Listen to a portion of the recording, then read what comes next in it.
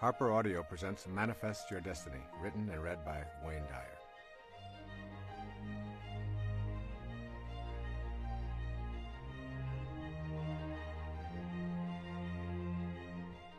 I would like to begin this program with two quotations from the New Testament, the book of John. I'd like you to keep them in mind as you listen to this entire program because they really are reflective of all of the messages that are in these 9 principles. The first is from John 10, verse 34. Is it not written in your law, I have said, you are gods? And then from John 14, verse 20, on that day you will know that I am in my Father, and you in me, and I in you. You have the power within you to attract to yourself all that you could ever want. This is the central theme of Manifest Your Destiny, which is unlike any book or program that I have ever previously produced. I have chosen to write and talk about manifesting because I've been drawn to it, rather than because it is the next logical step in the progression of books and programs that I have produced over the past 2 decades. As I began writing, I felt a kind of humility, along with a feeling of arrogance. These feelings created questions such as, who am I to write about this capacity to manifest? Isn't this territory reserved for divine beings? What gives me the authority to tell others about an ability that is unique to the gods? These questions swirled around inside of me, and I was motivated by more self-doubt than I like to acknowledge. And then I did what I have encouraged my readers to do in my most recent book, Your Sacred Self. I banished all my doubts, and I began listening to the inner voices that kept telling me I would receive the guidance I needed, and that I would not be alone in this project. In other words, I surrendered and went deep within in my meditations and allowed myself to release all fear and doubt, and simply to trust. It was at this time, as I was considering writing these principles and producing this program, even though I had no clear idea what they were precisely, nor in what order they should be presented, that I received a message from a teacher named Guruji, to whom this book is dedicated. Sri Guruji instructed me to listen to a tape on the power of manifesting and to practice in my own life what I was being taught, and then to present this manifesting technique to the world. I began to practice the manifestation principles in my daily meditations, just as they are presented in this book and in this program. I experienced astonishing results almost immediately. A few months later, I produced a compact disc and a cassette tape titled Meditations for Manifesting, and thousands of people began to use these principles and practice the manifesting meditation techniques. The results have been mind-shattering. I've heard stories of manifesting job promotions, having a baby, which was supposedly an impossibility, selling a home that had been on the market for years without potential buyers, and other stories of prosperity and healing that border on being miracles. I know that these principles work. Their miraculous power is not based on a belief, it is a knowing. I know that we have a divine power that has gone untapped primarily because of our conditioning. I know that you can begin to manifest for yourself virtually anything that you're capable of conceiving if you practice these 9 principles studiously. Make an effort to listen to these principles and begin to apply them in your daily life without judging them based on what you have been conditioned to believe about yourself as a person who is, quote, only human, unquote, and therefore limited. What you desire is of central importance, though you may never before have even thought of desire and higher spiritual awareness as compatible concepts. Yet the process of creating begins first with a desire. Your desires, cultivated as seeds of potential on the path of spiritual awareness, can blossom in the form of the freedom to have these desires in peace and harmony with your world.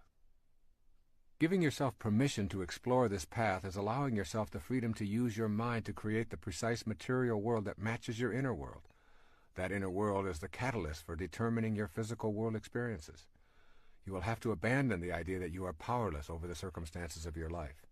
You will need to shift out of the group mentality that says you are incapable of manifesting. Examine the pressures and beliefs which reflect the thinking of your immediate family, your extended family, your community, your religious groupings, your ethnic grouping, your educational business groupings, or any of a multitude of specialized units of people. Determine the areas of your life that are jammed up with the teachings of those mindsets, causing your personal evolution to be slowed down because what you truly desire or believe is not getting any energy from your unique individuality. As you unplug your circuits from those external forces, you will see the speed of your evolvement increase drastically. If you hear a voice behind your eyeballs that says, "Move forward," You no longer wait for everyone else to make a move forward before you take your first step. When you cultivate the inner conviction to manifest from the world of the unseen into the material world, you understand that there is a universal God force that is in all things in the universe. There's not a separate God for each individual, each plant, each animal, each mineral. They are all one. The same God force that is within you and causes you to think and breathe is simultaneously in everyone and everything else as well. There is no place that it is not. Consequently, that which you perceive to be missing from your life also contains the same God force or universal intelligence that is within you. Manifesting then becomes doing nothing more than bringing into form a new aspect of yourself. You are not creating something from nothing. You're learning to align yourself with an aspect of your being that your senses have not known they could activate. You and that which you want to manifest into your life are one. As I wrote this book, I had the most peaceful experience of writing that I've ever enjoyed. What you are listening to right now is the result of these 9 principles.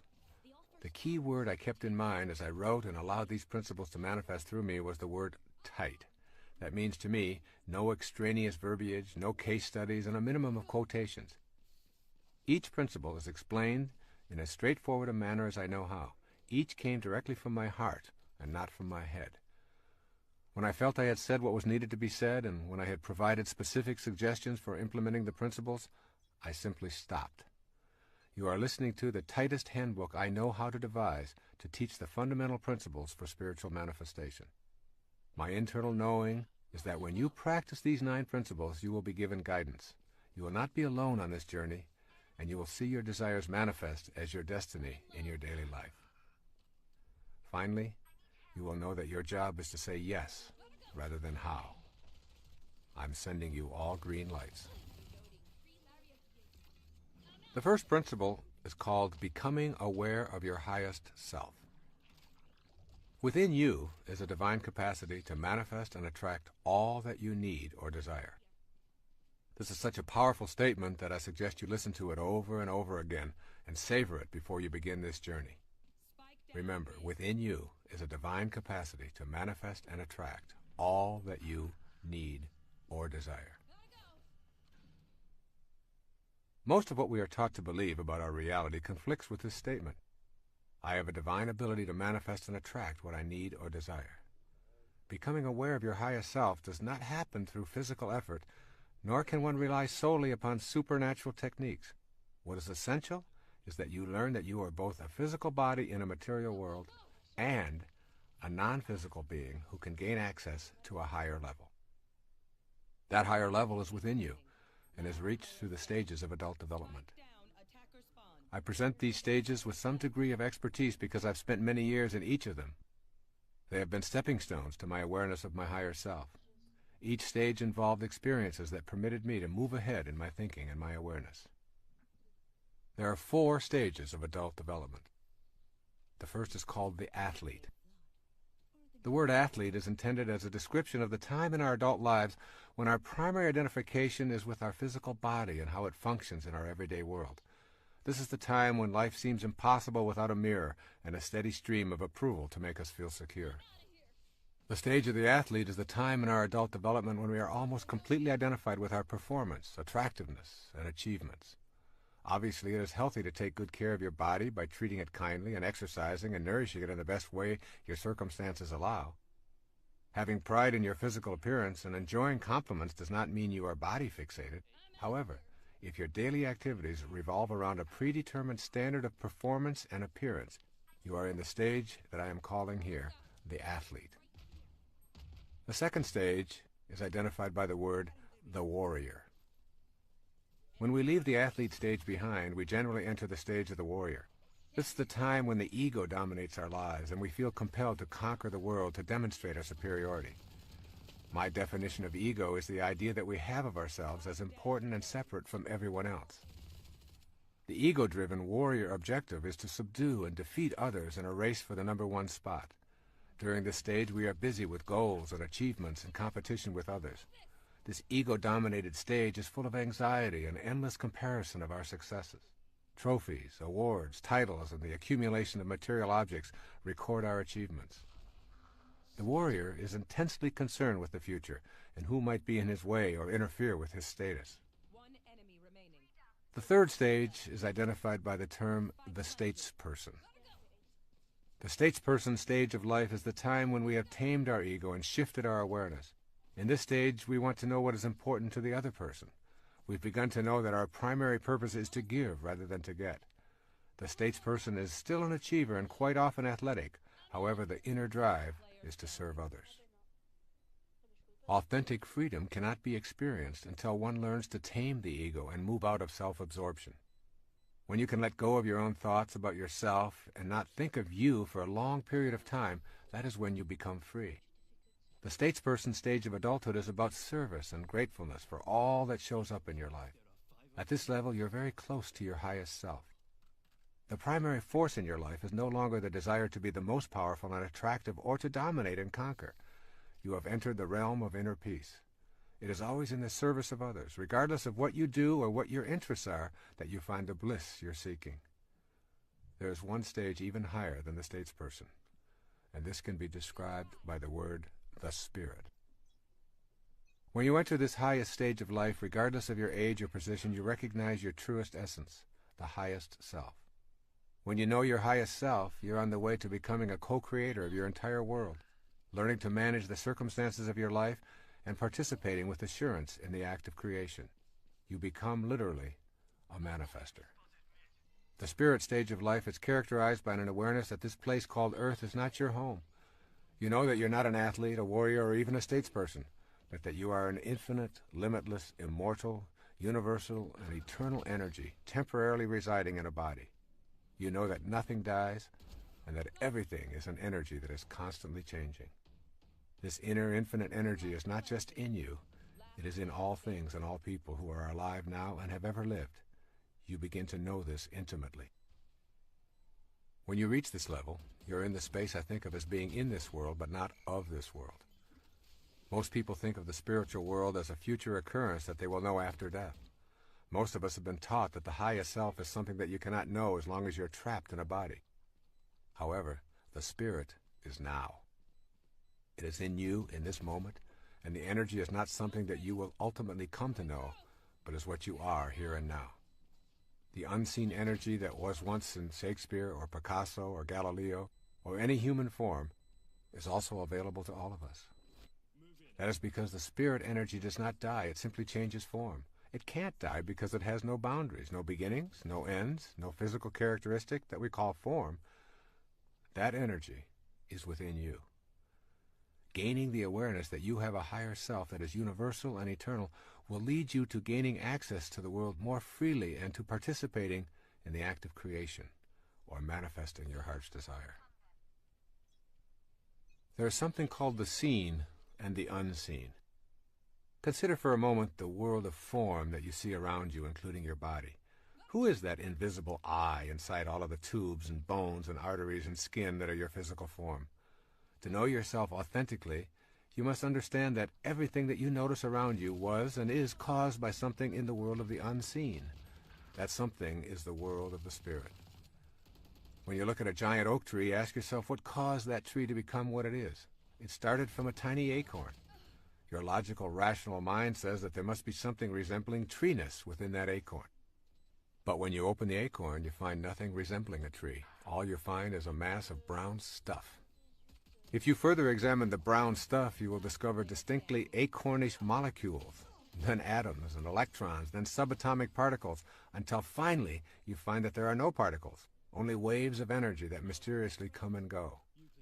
Your conclusion will be that the acorn and the tree itself have a creator that is unseen, immeasurable, and called by those of us who need to classify such things the spirit or soul. This unseen world that is the source of the world of the seen is also the cause of you. In the beginning is energy, energy that has no dimensions, energy that is not in the visible world. This is our original self. It is potentiality, not an object, a future pull, if you will. It is this world of the unseen that I would like you to consider as you listen to these words.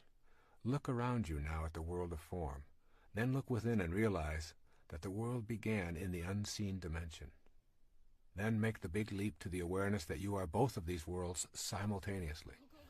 You are not separate from the world of the unseen, any more than you could be separate from the world of the seen. You are a combination of both at all moments of your life. The problem that faces most of us in becoming manifestors and learning to manage the circumstances of our lives is that we have forfeited our ability to oscillate between the world of form and that unseen world. Have you been taught that the Creator is something outside yourself? If so, your inner world, the world of the unseen, is full of notions that prohibit you from participating in the creative process. When you overcome these notions, your unseen self will be your ticket to creation in your life. What you want to practice here really is transcending your conditioning. Whether you like it or not, all of us have been conditioned to think and act in ways that have become automatic. We need to figure out how to get past this conditioning if we want to gain access to our highest self. You can be sure the ego will not take well to this kind of an effort. Asking the ego to help diminish its own significance so that you might have access to your higher self is akin to attempting to stand on your own shoulders. Ego is as unable to move aside in deference to spirit as is your eye able to see itself, or the tip of your tongue able to touch the tip of your tongue. Your task thus becomes a quagmire of paradoxes. If you rely upon your ego to get past the influences of the ego, it will only strengthen its hold on you. You must figure out how to emancipate consciousness from the limitations of your mind and your body. In the ego state, you generally experience yourself as a separate entity. To move past this conditioning, you want to begin to see yourself as humanity rather than as a separate form in a body. Very simply put, if you feel that you are disconnected from the rest of humanity and truly a separate entity needing to prove yourself and compete with others, you will be unable to manifest your heart's desire. If you are able to see yourself as a part of what you desire, you will have transcended the conditioning of your ego and of all the other egos who have contributed to this process in your life. Here are a few of the conditioned thoughts that keep your ego in charge of your life and prevent you from materializing what you desire and what desires you. The first is called, I am not in charge of my life. That force is outside me.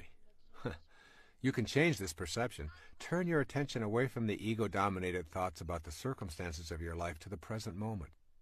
By consciously noticing your breath, the sounds, textures, smells, and scenes that the life force is experiencing through you.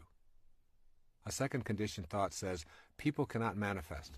It is all a function of the cosmic throw of the dice. It's all just luck. Well, blaming luck or some external invisible force that controls the universe is a habit of conditioning that leads to disempowerment and ultimately to defeat.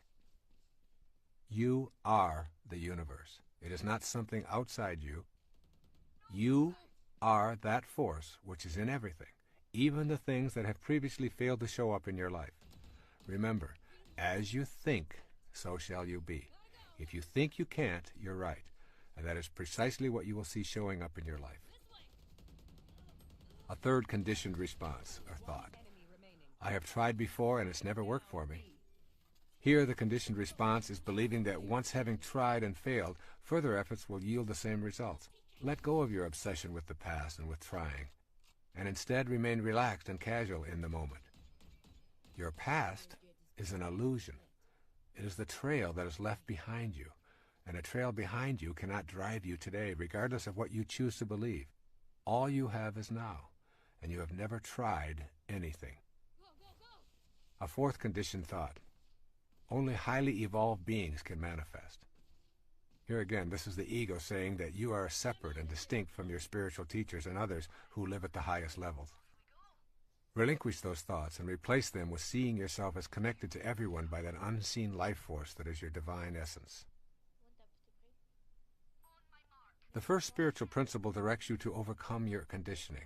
It requires you to adopt a new attitude about yourself, and then to put this attitude into daily practice.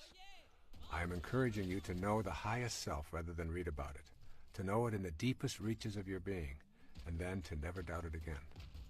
I encourage you to follow these suggestions for developing the first principle as a permanent part of your total awareness. The first suggestion. Think of this definition of enlightenment: to be immersed in and surrounded by peace. Your highest self only wants you to be at peace. It does not judge, it doesn't compare or demand that you defeat anyone or be better than anyone. You know your highest self by listening to the voice that only wants you to be at peace. That's what enlightenment is. A second suggestion: go beyond the restrictions of the physical plane. The purpose of the highest self is to assist you in this effort. You do this by creating an inner sanctuary that is yours and yours alone. Go to this silent inner retreat as often as you can and let go of all attachments to the external world of the ego. As you go to this sanctuary, a light will be born within you that you will come to know and respect. This light is your connection to the energy of manifestation.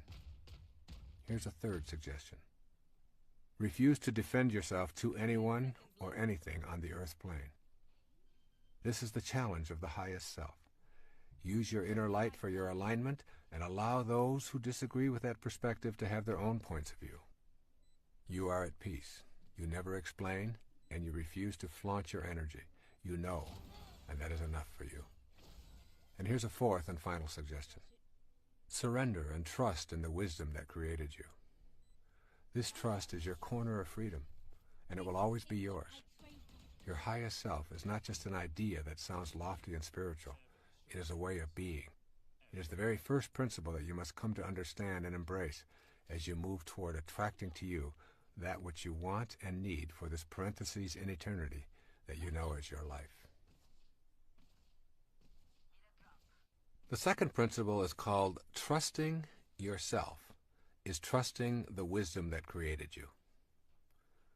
Learning to trust may be difficult in the beginning. It will be an exercise in futility if you rely upon your mind to create trust.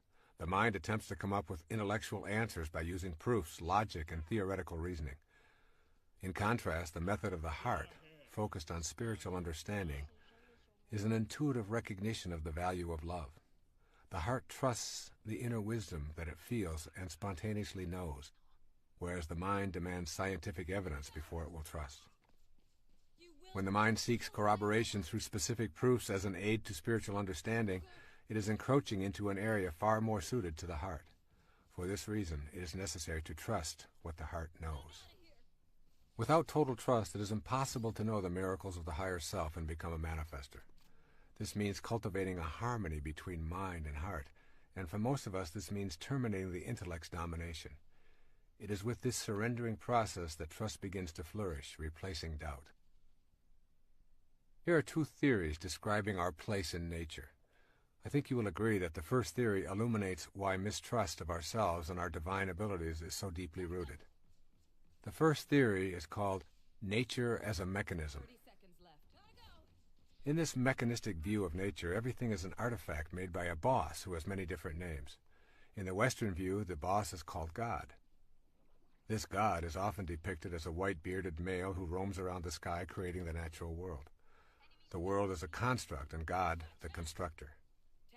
This biblical God is paternal, authoritarian, beneficent, and, in many ways, tyrannical. He keeps track of all things and knows precisely what everyone does and when his laws are being broken. One of the operatives of this theory of nature is the idea of punishment for one's sins. This God-Father or Godfather holds us accountable for transgressions. All subjects are considered born with the stain of sin as a part of their nature and are therefore untrustworthy. This makes many people feel estranged. Once convinced that you are untrustworthy and basically a sinner, you're quite lost. You cannot even maintain trust in God because of the basic mistrust of yourself, and not trusting in that God may be breaking one of his own laws. It's a no-win situation. This theory of nature is absolutely incompatible with the second principle of manifesting. You cannot tune into the power and energy of the universe to create and attract an abundant life if that energy and power is outside of yourself. There's a second theory of nature that I call nature as spontaneous and non-judging. In this spontaneous view, God is universal intelligence flowing through everything. Nature is an unforced unfolding of life forms, and there is no boss. Rather than learning to manage and control the natural world, the impulse is to trust it. Human beings are an aspect of this God and are, therefore, carriers of divinity. Generally, in this theory, human beings are considered the highest level of life form. Trusting this most evolved natural human includes trusting the paradox of behavior described as good and bad, selfish and unselfish, or greedy and generous, in the same manner as we respect other life forms by trusting their processes. This second principle directs us to develop an inner knowing so that the natural process of what desires us is what we desire. Think of yourself as a consciousness being played out by God, just as a wave is a part of the ocean that is being played out by the ocean itself. The unseen divine energy is the ocean that your waveform is a part of. You can call it God, ocean, or anything else. This is a profoundly exquisite realization because with it, you bring to your consciousness the inner awareness that you are actually in all things. This leads to miraculous manifestations. You begin to consider what it means to be in all things at one time. Authentic trust is only available through the knowing heart. When you enter this trusting space, everything will come to you that belongs to you because you've created the inner capacity to receive it. The irony is that what you wish to receive is a part of you. This can be a troublesome concept to grasp because of the ego's attachment to being separate and special. Nothing in your rational mind could convince you that water is made of 2 parts hydrogen and 1 part oxygen. It appears to be a fluid that flows and has nothing to do with gases. But when we subject water to scrutiny, its constituent elements become manifest. And so it is with the idea of being in all things at once.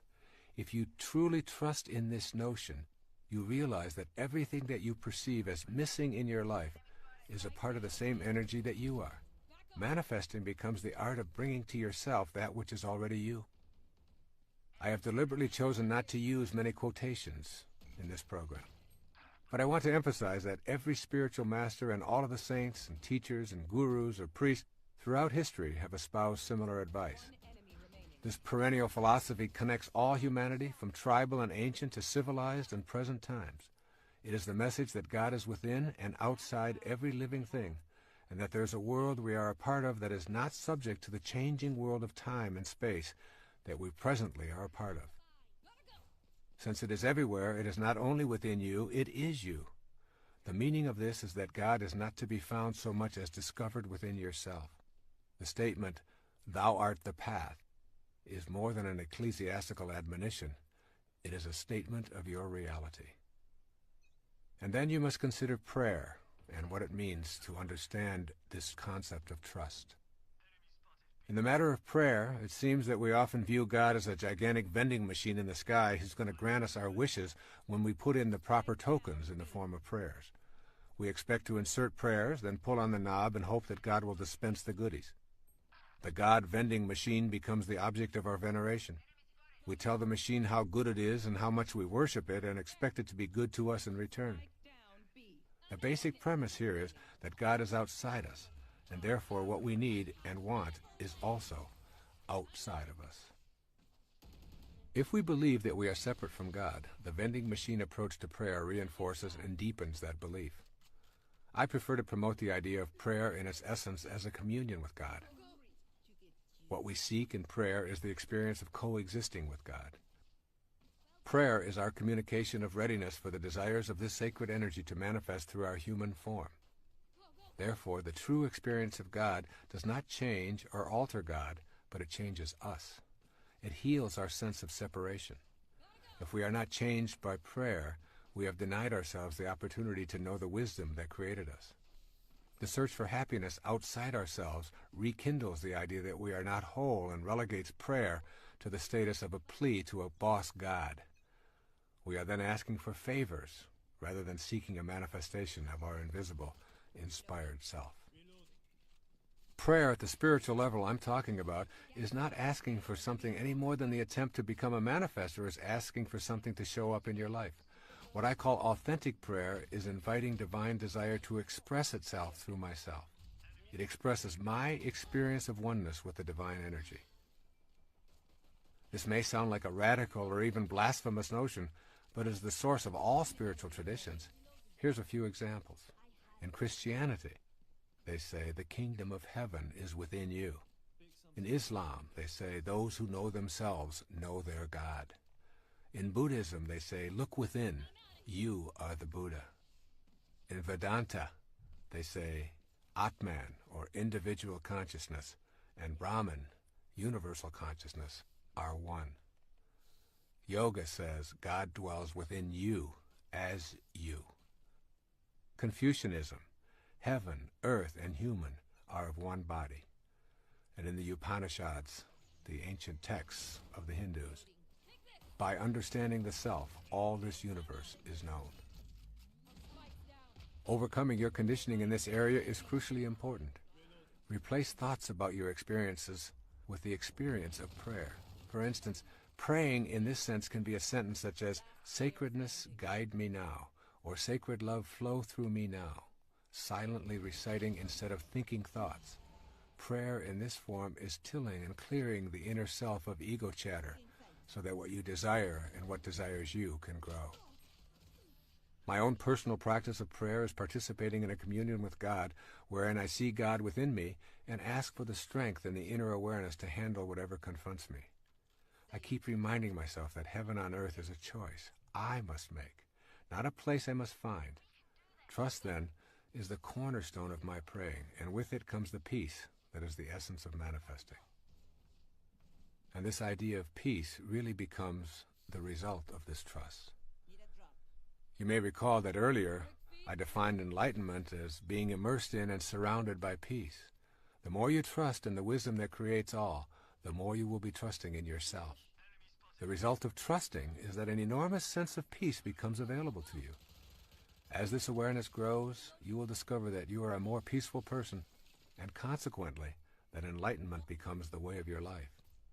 Being independent of the good opinion of others and being detached from the need to be right are two powerful indicators that your life is shifting toward a consciousness of trust in yourself and trust in God. Yet there are many people in our lives who disturb our state of peacefulness. The people whom we agree with and share similar interests with us are easy to accept and actually teach us very little. But those who can push our buttons and send us into a rage at the slightest provocation are our real teachers, disguised as manipulative, inconsiderate, frustrating, non-understanding beings. The peace that is enlightenment means that you are not only at peace with those who share your interests and agree with you, and with strangers who come and go, but also with those master teachers who remind you that you still have some work to do on yourself. Peace occurs when your highest self is dominant in your life. When you begin to feel peace as the result of trust, you are enjoying a healthy soul. There are many things that you can do on a regular basis to make this second principle of trusting in the oneness a reality in your life. Here are a few suggestions to nurture trust in yourself and in that oneness. The first is called begin by admitting your confusion or failures. When you're honest with yourself about every aspect of your life, you discontinue identifying with separateness. You then become ready for the insight that trust in yourself and trust in ultimate truth are one and the same. A second suggestion is to keep in mind that you cannot go to a higher ground if you're hanging on to a lower level. You cannot leave the physical world if you're so attached to it that you refuse to let go. The concept of trust involves surrendering to and trusting the God force. The third suggestion is to acquire a rebellious attitude toward the philosophy that preaches a style of God as boss who is authoritarian and a benevolent tyrant. Rejection of this model does not mean that you are an atheist, but rather a believer in the true meaning of divinity. A fourth suggestion is to remember that trusting does not mean you never experience life's valleys. There will be peaks and valleys as long as you live in this physical plane. Do not abandon trust when your ego thinks things should be different than they are. It is better to embrace trust when darkness is present, knowing that light will follow. Begin to look for the lesson in the darkness, rather than cursing it. And a fifth suggestion is to take your serious problems and turn them over to God. Say something like the following: I've not been able to resolve these issues in my life. I would like to show my trust in the divine force by simply turning them over to your divine hands, which I know are also mine, and I trust that this action will lead to a resolution of these problems. A sixth suggestion is to remember that the presence of complete trust is evident in your life when what you think and feel and do are all balanced and in harmony. To say, I believe in a healthy body, and to practice eating in unhealthy ways dissolves trust in yourself. When you are incongruent with your thoughts, you are showing a lack of trust in the divinity that is your essence. And finally, a seventh suggestion, begin a meditation practice of contemplating the supreme principle that is beyond the pettiness of this world.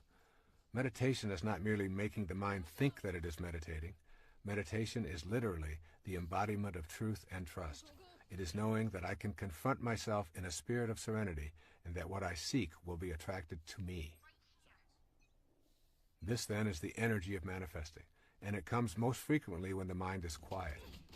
It is the quiet mind that comes in contact with the truth. This process of closing my eyes and becoming serene gives me the ability to tap into that source of inspiration. Inspiration, the very word comes from in spirit. This second principle of manifesting leads us to a higher place within ourself.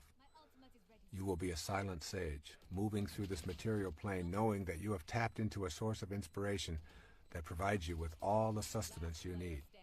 Indeed, you will begin to see how this earth plane is really a very big part of you, more so than you might ever have imagined. And this then becomes the subject for the third principle of manifesting.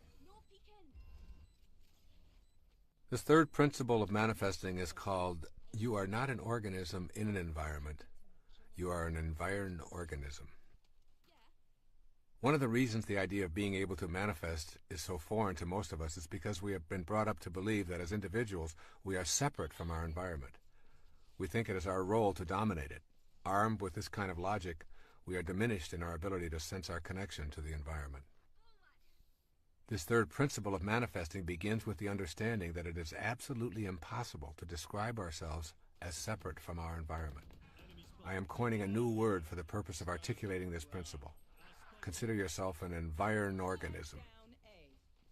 This word signifies that there is absolutely no difference between you and your environment. You are your environment, and even more significantly for the purposes of this tape, your environment is you.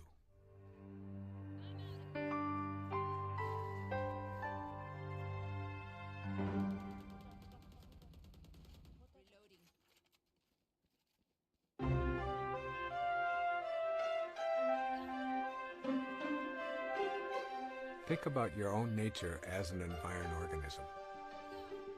Try thinking of the external world, your environment, as your extended body. That is, you are not separate from the external world. In this concept, it is impossible to describe yourself without including your surroundings. In fact, it is not even possible to see or hear yourself as a separate entity apart from your environment. For example, describe yourself walking, just you walking. There cannot be walking without also describing what it is you are walking upon. Without the floor or the ground, there would only be your legs moving back and forth, and of course that's not walking. Your experience of walking also includes the air you are breathing, the gravity that keeps you from floating off into space, the pebbles or carpet or sand or cement that you walk upon. And I invite you to shift your awareness away from yourself as an organism in the environment to yourself as an extension of your environment and always inseparable from it. This means that you have to think of yourself as an individual and as an environment simultaneously. Have you ever seen a person with a front but without a back? Have you ever seen a person with an outside but without an inside? Well, these rhetorical questions are meant to stimulate you to consider how you can be differentiated and undifferentiated at the same time, and why this is important in learning to manifest your life as you choose. The nature of the physical world is essentially that of waves. Each wave of energy that makes up a physical mass has a crest or a peak and a nadir or a valley. These tops and bottoms of the waves are always easy to identify as separate, yet they are always together. You can never ever get a bucket full of peaks and observe them independent of their corresponding valleys. This is the fundamental feature of nature. Your front always has a back. Your inside always has an outside. And now you must extend this understanding outward as well.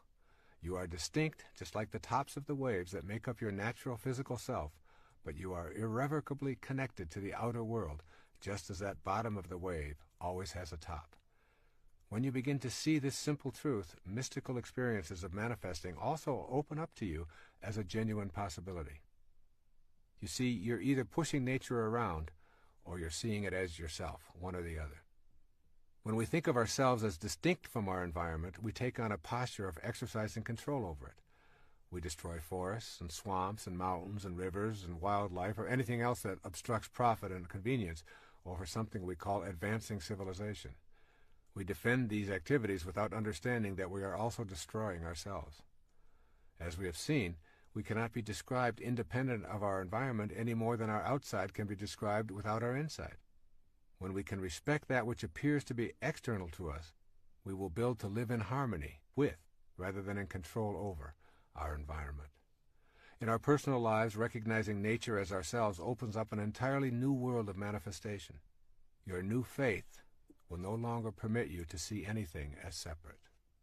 The separateness will always be there, just as the peak of the wave is separate from the trough. But they remain inseparable, even while separate. You will have fused the dichotomy that prevents you from putting this connective energy to work. You will begin to view yourself as an organic part of this world, rather than as a separate entity in this world. And then you'll see yourself as an organic part of this world. There's a popular belief that we come into this world. Thus, we are continuously embracing the idea that who we are and where we come from are two different worlds. The essence of the third spiritual principle for manifesting your destiny is that there is no separation, and rather than coming into this world as a construction project, you actually grow out of it. You are a result of what the universe is doing on a conscious level, just as a wave is what the ocean is doing, and a plum is what the plum tree is doing. The intelligence that is you, unseen as it may be, is you in every stage of your creation and life experience, and it is also the same in every other person, as well as in all things in our physical world. Notice that everyone breathes the same air, walks on the same ground, and thinks as an organism just like you. You are indeed connected to all of these beings. It is not an accident that someone living in a distant country with different outward physical characteristics and a separate language could die and donate their liver or kidney or cornea to you, and it would accommodate the life force flowing in you. A profoundly important Native American saying is, "No tree has branches so foolish as to fight among themselves." Imagine the result of such behavior by the tree. The tree and all of its parts would die from such an absurdity. Yet that is precisely what we do when we see ourselves as divided from all of the other people who are being peopled from the same divine intelligence.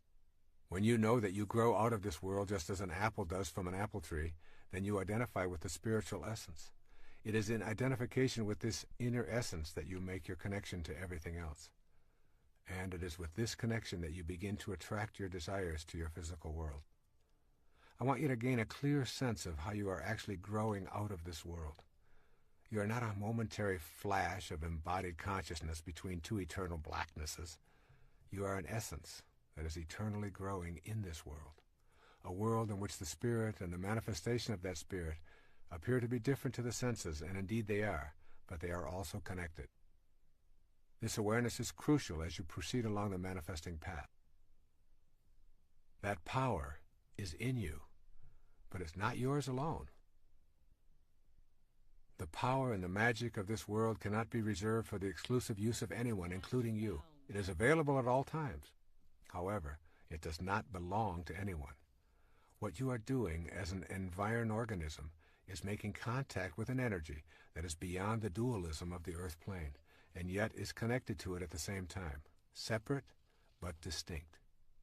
You are a holistic being with both non-dualistic energy and the energy of the physical plane at your disposal. As a holistic being, you shatter the illusion of your separateness and reveal your connection to everything. This empowers you in a way that the ego-driven self could never contemplate. One of the ways to understand this is to see yourself as a hologram. A hologram is a three-dimensional photographic image obtained with laser beams. The unique thing about a hologram is that one small segment contains the entire picture. When one tiny piece of the hologram is broken off and projected, it shows an image of the entire object. The hologram is a perfect representation for you as an environed organism. Your environment includes everyone alive and dead, and you can draw their energy to you because, from a hologrammatic viewpoint, they are you. You are one little physical image that reflects all of humanity when projected spiritually upon the cosmic screen. Each and every one of us is the whole of humanity. You cannot escape this conclusion. Human beings are the same everywhere. We share the emotions of fear, love, hate, and jealousy. We also share our life-giving blood, intermingling it for the survival of those who need it, and we have the same internal organs and thoughts. When you perceive yourself in the hologram that is humanity, you connect on an energy level to everyone else in your environment. An environed organism most truly is a reflection of it all, and this energy that you share is shared by all. This awareness gives you the option to tap into this universal energy anywhere, at any time, by metaphorically projecting yourself to reflect the whole. When you can do this without doubt or reservation, you can literally see how your inner thoughts and desires are not only within you, but are within the whole of humanity, which is abundantly boundless. As an environed organism, you are a single individual who is only a part of the picture at the same time that you contain the whole panorama. Moreover, the content of your consciousness is also hologrammatic in nature. Consciousness is the mental condition of being aware. The power of your thoughts in this hologrammatic view can be projected in such a way as to connect to all of humanity. Your thoughts are literally connected to the thoughts of everyone else, as are your emotions, your desires, your total inner world. You can learn to use this connection to nurture your own divinity, and therefore, by definition, the divinity of all of humanity. The nature of a hologram and the nature of you as an environed organism are one and the same. The Bhagavad Gita, the holy book of the Hindus, summarizes the point of view as profoundly as I've ever heard. Listen to these words. He who sees that the Lord of all is ever the same in all that is, immortal in the field of mortality, he sees the truth. And when a man sees that the God in himself is the same God in all that is, he hurts not himself by hurting others. Then he goes, indeed, to the highest path. The key phrase in this profound passage is, in all that is. This includes you and me and everything that is. It is you. You are not separate from it. Here are a few suggestions for beginning to implement this principle, this third principle of manifesting, which says that you are not separate from your environment. First, make a conscious effort to check yourself when you begin to think in ways that reflect separateness. Imagine yourself as a part of all that you see, and make an internal attempt to project the energy of your thoughts into all that is alive on the planet. This inner practice will help you to embrace the concept of you as an environed organism rather than an organism in an environment. Secondly, contemplate the energy that is your life force. Forget about your body and your thoughts and focus attention on your energy, which is also known as chi or prana. See if you can sense it objectively, and also try to do the same thing with the energy of someone close to you. Watch that person and forget about their body. Center your attention on the idea that you share the same energy, and so you are the same person at that energy level. Thirdly, trust in the wisdom of your feelings. If you feel it, it is true for you. When you trust your feelings, you trust the energy that is the life force of the universe. And fourth, practice being gentle, respectful, and loving toward the life force in all things. In other words, behave as if the God in all life really mattered. The energy of love is sent out into the universe and connects with the same loving essence that is in all things. Fifth, determine that you will spend some time each day alone and in silence meditating on this principle. Repeat the principle over and over as a silent mantra. I am not an organism in an environment. I am an environed organism. By repeating these words to yourself, you will eventually begin to project this reality outward. And sixth, make the spaces of your life as sacred as possible. In your living space, bless all that surrounds you, and fill your space with the life that plants, flowers, and animals bring. Spend time contemplating your living space as a holy place. The more you bring your environment alive with sacred thoughts and feelings, the more you will feel spiritually connected. The Sufi poet Rumi, almost a millennium ago, wrote a poem that reflects this consciousness. I'd like to share it here with you. It's called The Seed Market. He says, can you find another market like this where with one rose you can buy hundreds of rose gardens? Where for one seed you get a whole wilderness? For one weak breath, the divine wind? You've been fearful of being absorbed in the ground or drawn up by the air. Now your water bead lets go and drops into the ocean where it came from. It no longer has the form it had, but it's still water. The essence is the same. This giving up is not a repenting, it's a deep honoring of yourself. When the ocean comes to you as a lover, marry at once, quickly for God's sake. Don't postpone it. Existence has no better gift. No amount of searching will find this. A perfect falcon, for no reason, has landed on your shoulder and become yours. A seventh suggestion is to become aware of how your judgments prevent you from connecting to whatever you are judging. A judgment is a definition of yourself as separate from that which you are judging. Remember that it is possible to look out on the world and not condemn it, to have absolutely no judgment or interpretation of it, but to just allow it to be. And an eighth suggestion: have fun with the idea of yourself as a hologram. If you remember that you are a tiny piece of humanity reflected in your own little image and personality, then you have a green light to reflect the humanity that you would like in your world.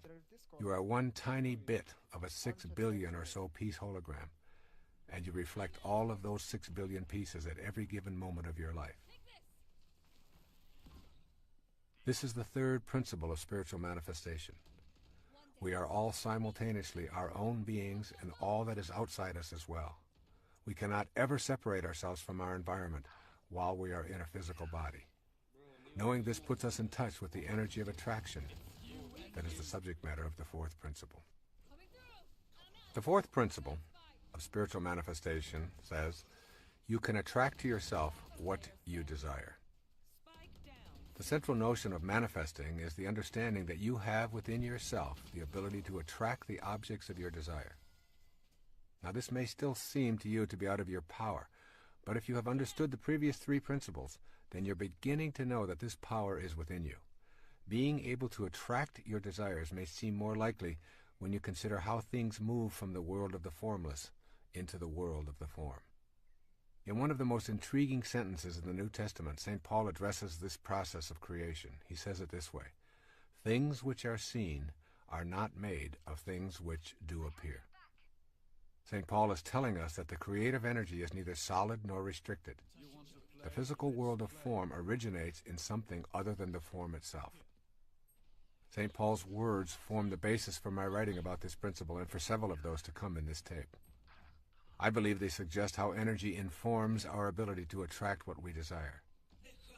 St. Paul is giving us a clue about bringing our desires into the world of matter. Energy then becomes a force that we can tap into. In a film about his boyhood, Albert Einstein describes picking up a compass and watching it in fascination as the needle moved when he changed direction. He said that he became obsessed with understanding the invisible force that moved the compass needle. Where was the force located? Who controlled it? Why did it always work? Like magnetism, there is a force that has many characteristics that are quite impossible to detect with our physical senses. We call this force energy. Energy is in all things in our universe and has an impact upon objects around it with something that we describe as the power of attraction. In magnetic fields, we can easily see it at work, yet we're unable to detect the formless energy with our sensory apparatus. The force is there, attracting and repelling, and it is everywhere on our planet. If it is everywhere, then it is also within us. It seems unlikely that our senses will inform us any better than they help us comprehend how a magnetic pole works. We can see the results, but the force itself is always elusive and in motion. The essence of this fourth principle of manifesting is that we can utilize this energy because we are this energy. We can use this universal energy to bring to us objects of our desire because the same energy that is in what we desire is also in us, and vice versa. It is simply a matter of alignment and will that allows us to tap into this force. Bringing things into the physical world is a process that we call creation. What we create involves the use of the same power that is in all that is created. It is only a matter of degree. There's absolutely no difference in the power that brings something from the world of waves into the world of particles and the power that brings your thoughts or mental pictures into form. I encourage you to listen to this again and again and commit it to memory. The world of spirit from which all matter derives and the world of matter comprise one harmonious whole. They are separate but always together, just like the peak of the wave and its base, separate but forming an inseparable whole. Think of manifesting as nothing more than transforming waves of possibility into particles of reality. The transforming process requires energy. This energy is invisible, but is always in everything, including us. Your mental pictures are related to this power of attraction. There is a power within you that allows you to form a thought or a picture. This mental picturing power is the energy of attraction that is in all creative processes. It is different in degree, but nevertheless identical with the power of attraction. This power is the very substance of life. You can't see, touch, or hear this power, but it is within you. In using this power, you are not in any way attempting to change or interfere with the laws of nature. You are fulfilling the laws. This undifferentiated power is the basis for the mysterious attraction that draws your desires to you. Think of yourself as a way that God has of particularizing. Then see your ability to formulate mental pictures as the divine creative power energizing through you. Can you see that the same creative energy that particularizes as yourself is what you use to manifest your desires? This power thrives on happiness, love, joy, contentment, and peace. The more blissful and loving you are, the more the divine spirit particularizes within you and the more godlike you become. It is through your thoughts, or how you use your power to create a thought, that all creative energy is attracted to you. If your mental pictures are of being surrounded by things and conditions that you desire, and they are rooted in joy and faith, your creative thoughts will attract these surroundings and conditions into your life. The power to even have a thought is a divine power. With this recognition of its sacredness, you form a vision or a mental picture. Finally, you hold it lovingly in place with the inner knowledge that the God force that brought everything in the universe into existence also created you. The form that this energy will take will be controlled and directed by your will or your mental picturing. It is waiting to take any direction you decide. There is a practice of mental picturing that you can master. The most important thing to remember as you practice mental picturing for the purposes of manifesting your desires is that humans never create anything. Our function is not to create, but to attract, combine, and distribute what already exists. Creations are really new combinations of already existing materials. There is one indispensable condition for the manifestation of your mental picture into the visible and concrete world: the necessity of picturing the fulfillment of your desire as if it is already accomplished on the spiritual plane. That's right. You must know within yourself that on the invisible level of your being, what you desire is already in place. You impress upon the universal mind the object of your desire, and you calmly and knowingly proceed to act upon that picture, allowing the greater intelligence, and your own, which is a part of that greater intelligence, to work through you to produce the results. You abandon all fear and return to the affairs of your life, assured that the necessary conditions will soon come into view or are already there. The key is to repeat the mental pictures until the truth of what you are affirming resonates within you without an ounce of doubt. And there will be times when it appears that it isn't working. If your picture doesn't manifest in the time span that you've designated, relax and retreat to your knowing that it is already in place in the spiritual realm. Time is simply not a recognizing feature of the all-creating wisdom. However, you will find it impossible to manifest if you are visualizing without an authentic will that is sufficiently steady to overcome any contrary idea or lack of faith in your own divine connection to God. And here we must talk about the value of secrecy. When we speak to others about our efforts to manifest, our power is weakened. In general, when we describe these activities, it is because the ego has entered the picture. This kind of approach considerably dissipates our power of attraction. Maintain privacy concerning your own unique powers to attract to you what you desire. In order to tap into the extraordinary energy and use it in the co-creation process, it must remain yours and yours alone. The moment you discuss it with anyone who is alive today is the moment it diminishes. The higher energy, which is infinite, must create its own vehicle for manifesting, and it does so in the privacy of those vehicles. We are talking here about a vital force, a God force. Let's look at the nature of this vital force. It's difficult to comprehend a force that we cannot see, or touch, or hear, or smell, and still know that it exists. It is similar to electricity. You plug in your appliance and you cannot see, touch, smell, or hear anything happening, but your electric hairdryer responds when you press the on switch. This is a good way to think of the vital force that is the all-creating God force as well. It is invisible, electrical in nature, always flowing, and always attracted to that which plugs into its source.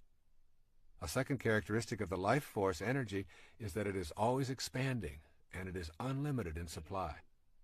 The nature of the universe is abundance. It goes on beyond our concepts of beginnings and endings and boundaries. When we think we have it categorized and locked into a time-space boundary, it expands beyond our awareness, almost as if it must move further away from observation. You are an aspect of that force, and therefore you, too, are flowing, ever-expanding, and unlimited. It is your nature to be able to attract, to expand, to be unlimited. This force is in you, and this force is outside you. This force is you.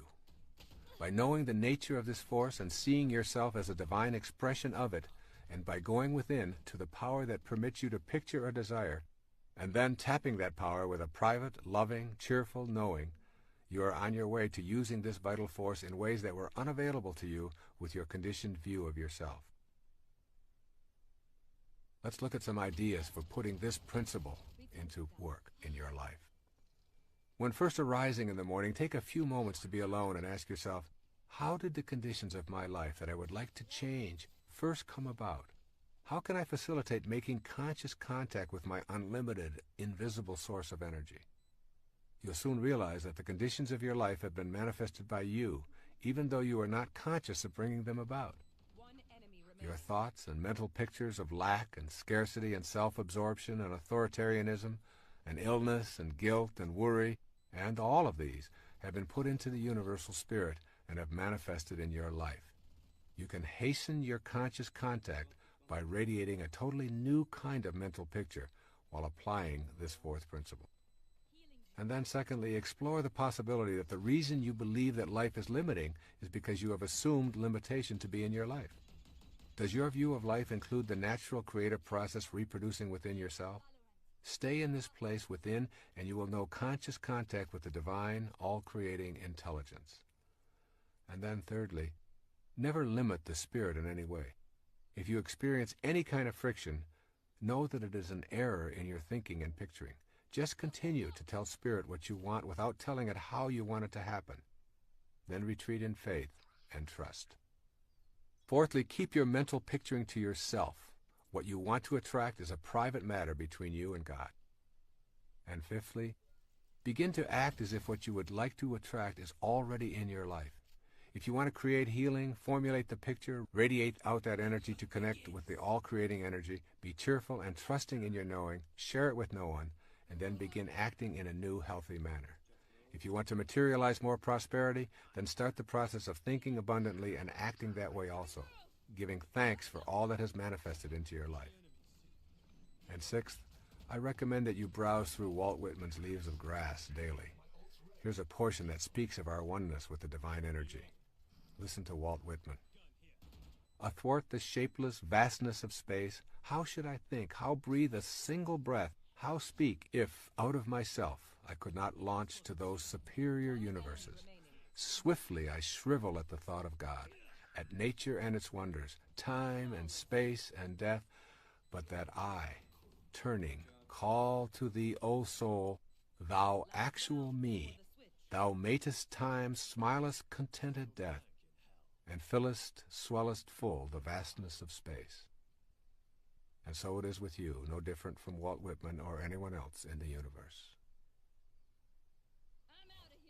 Here's our fifth principle of manifesting. Honoring your worthiness to receive. In order to become a manifester, literally taking part in the process of co-creating your life and attracting to yourself the objects of your heart's desire, you must know that you are worthy of receiving. This will mean examining the attitudes that you knowingly and unknowingly hold about your life. Your thoughts, which are the architects of the foundation of your material world, are what you want to examine. You can remind yourself all day long that the same power that brought anything into the physical world also brought you. But if you do not feel worthy, you will disrupt the natural flow of energy into your life and create a blockage that makes manifestation impossible. The fifth principle reminds you that you are worthy of abundance. If your thoughts are based on an image of unworthiness for any reason at all, you will manifest what those thoughts impart to the universal mind. The energy described in the fourth principle will align with what it is that you radiate. As a man thinks, so is he, are not just empty words. Thinking that abundance is incompatible with spirituality is a myth that influences many of us and is the largest impediment there is to feeling worthy. What do we mean when we use this word selfish? The myth that abundance and spirituality are incompatible is fueled by thoughts that it is selfish and improper to visualize and desire material things. Let's examine this attitude and determine if you have been influenced into believing it to be your truth. Take a look around your world and notice the abundance and endlessness of our universe. It goes on and on beyond our ability to imagine its vastness. This abundance flows from the same energy that comprises our fundamental essence. It is you. You are it. Material form is how spirit makes itself known to us while we are in form ourselves. Spirit manifests in trees and oceans and fish, birds, minerals, vegetables, flowers, and you. Matter is not an illusion or something that ought not to be, but it is the necessary means through which spirit differentiates itself on this plane of existence. To feel that it is selfish or non-spiritual to desire and manifest is to divide the world of spirit and the world of matter into polar opposites. When we adopt an attitude of spirit being incompatible with matter, we are denying the spirit that is in matter as its originating energy. We also deny the validity of ourselves as spiritual beings. When we shift to seeing that together they comprise one harmonious whole, we remove the stigma of selfishness. Just as each one of us is one harmonious whole comprised of spirit and matter, so too is the entire universe. The process of life taking form is a mystery. That mystery is governed by a creative energy that is knowable when we genuinely feel worthy of receiving its blessings in form. Abundance is the way of the creative force in the universe. You are entitled to have abundance in your life and to radiate prosperity to all that you encounter in your world. Nothing is gained by making yourself small and insignificant other than to manifest smallness and insignificance into your life. There are some core components of worthiness. Everything you need to master in order to make this fifth principle a working model in your life is available as a mental activity.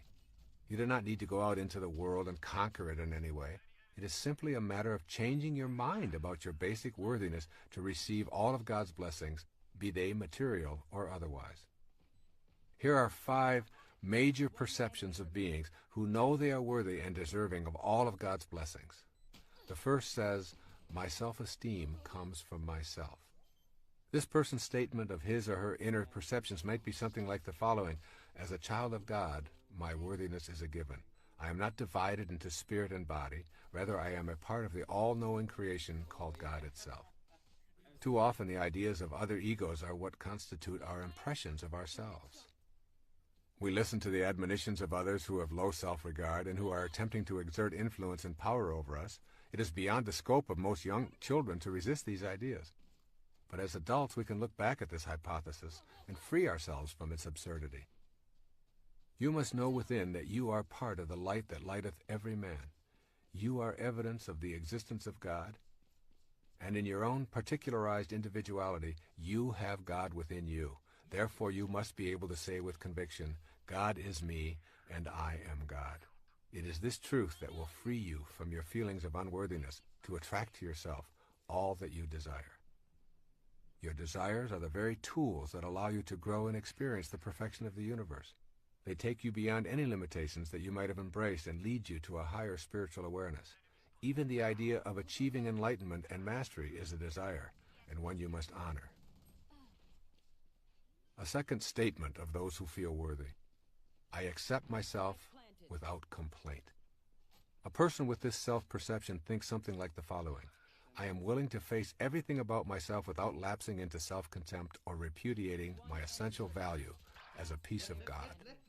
Self-acceptance is something that must be unconditionally known within ourselves. To accept oneself is not necessarily to accept every behavior. Rather, it is a refusal to engage in sabotaging acts of self-loathing. If you are in a state of self-rejection, you cannot feel worthy of the munificence of the universe. Your inner energy is centered on what is wrong with yourself and with complaining to yourself and anyone who will listen. Self-acceptance is nothing more than a shift in consciousness. It requires only a change of mind. If your hair is falling out, then you have the choice to mask it, worry about it, or accept it. Acceptance means that you honor your body and the divine intelligence that is at work. And when someone else implies that you have a problem because your hair is falling out, you don't even know how to relate to their observation. Acceptance removes the label of problem. This is not a faked attitude. It is merely removing the ego from your inner assessments, which are centered on the approval of others. With self-acceptance, you are able to honestly say, I am what I am, and I accept it. Once this attitude is firmly in place from a position of self-honesty, your worthiness to receive the gifts of the universe become aligned with that divine power. A third attitude of self-acceptance. I take full responsibility for my life and what it is and is not. To be willing to accept total responsibility for yourself puts you in a position of being worthy of receiving and attracting the objects of your desire. If someone else is responsible for your perceived shortcomings and you are blaming them for these troubles, then you are also saying that in order to manifest your heart's desire, you need to have the permission of those others. This act of abdicating responsibility destroys your ability to empower yourself to higher levels of awareness. I come from the position that there are absolutely no accidents, and that everything that occurs in my life has a lesson attached to it, and that I brought it into my life. Thus, if I'm having a negative thought and at the same moment I bump my head on a cupboard door, I say, what was I thinking at that moment? And I take full responsibility for correcting those negative thoughts and for the bump that reminded me to correct that kind of thinking. This little game serves me in the sense of taking full responsibility for my life and eradicating the inclination to blame other people or circumstances. I trust in this inner knowledge. I rely on seemingly coincidental happenings, and I know that I am responsible for all of it. As this sense of responsibility has grown, I find it impossible to blame anyone for anything in my life. The willingness to be responsible without complaining puts you into the natural flow of all divine energy. With an attitude of self-responsibility, you will notice that the heavens are exceedingly cooperative. A fourth attitude of self-acceptance says, I do not choose to accept guilt into my life. This mindset creates thoughts such as, I will not use up the precious currency of my life, my present moments, immobilized with guilt over what happened in the past. This statement requires you to know the difference between A, genuine regret and learning from the past, and B, remaining in a state of reproach or guilt today.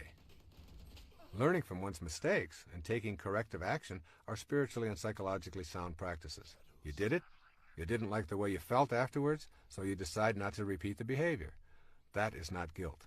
Guilt is when you continue to feel immobilized and depressed. Those feelings keep you from living effectively in the present. When you are filled with guilt, your energy is awash with anguish and self-reproach. You are so down on yourself that you are feeling unworthy of receiving blessings from the universe or anyone in it. Persistent feelings of guilt will prevent you from manifesting anything worthwhile because you are attracting the very same things that you are putting out to the universe. For example, if you are chronically overweight or addicted, your internal sentence of guilt sounds something like this. I'm really going to love myself when I finally am at a normal weight.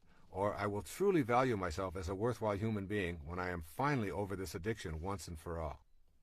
These internal sentences need to be shifted to, I love myself while I am overweight. I am not this weight in the first place, and I refuse to think of myself in self-degrading terms regardless of the condition of my body. I am love, and I extend this love to all of me. This same kind of inner programming must take place for addictions or anything else that you feel guilty about. By removing the inclination to wallow in self-reproach, we remove the idea that by suffering in the present moment, we will redeem ourselves and can pay for our sins with guilt. Life doesn't work this way.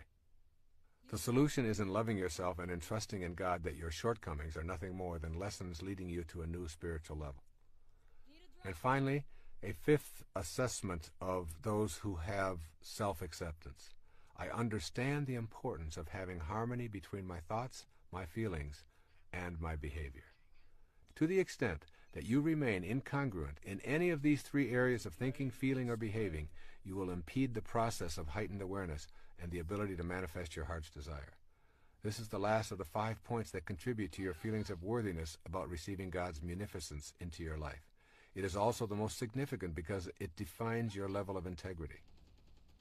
To have thoughts about how you would like to conduct your life, to posit these thoughts as your essential way of being, and then to feel guilty, fearful, anxious, or anything else as a result of not living up to these inner positions, results in addictive, manipulative, and self-defeating behavior. To be congruent, you must be honest about your own thoughts. If you are honest with yourself, you will find that your emotional reactions will be consistent with your inner world. You will feel peaceful and content, and this will be apparent in your behavior. This is true for virtually everything about your life. Your thoughts about health, relationships, prosperity, God, work, recreation, whatever. If these thoughts are rooted in love, and you honestly know that you are here to express love, kindness, and forgiveness toward yourself, toward your work and co-workers, toward the money you receive, toward your spiritual beliefs, then you will be in harmony, and you will welcome the blessings that result from your personal conduct in these matters. However, if you embrace these thoughts yet fail to act on them in the daily working of your life, you will feel incongruent, and consequently, you will not feel that you are deserving of desires being fulfilled. Being eaten up inside, in your own private corner of awareness that is not available to anyone else other than God, you will behave in self-defeating ways that verify your lack of inner congruity.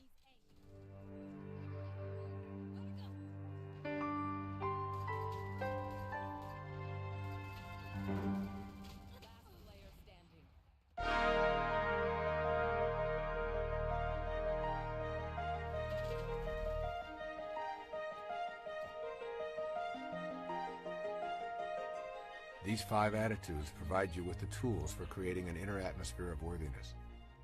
They all reflect an ability to live peacefully in the present moment and to discard many of the attitudes of your past that keep you in a constant state of feeling powerless and unworthy of being able to manifest more blessings and happiness into your life.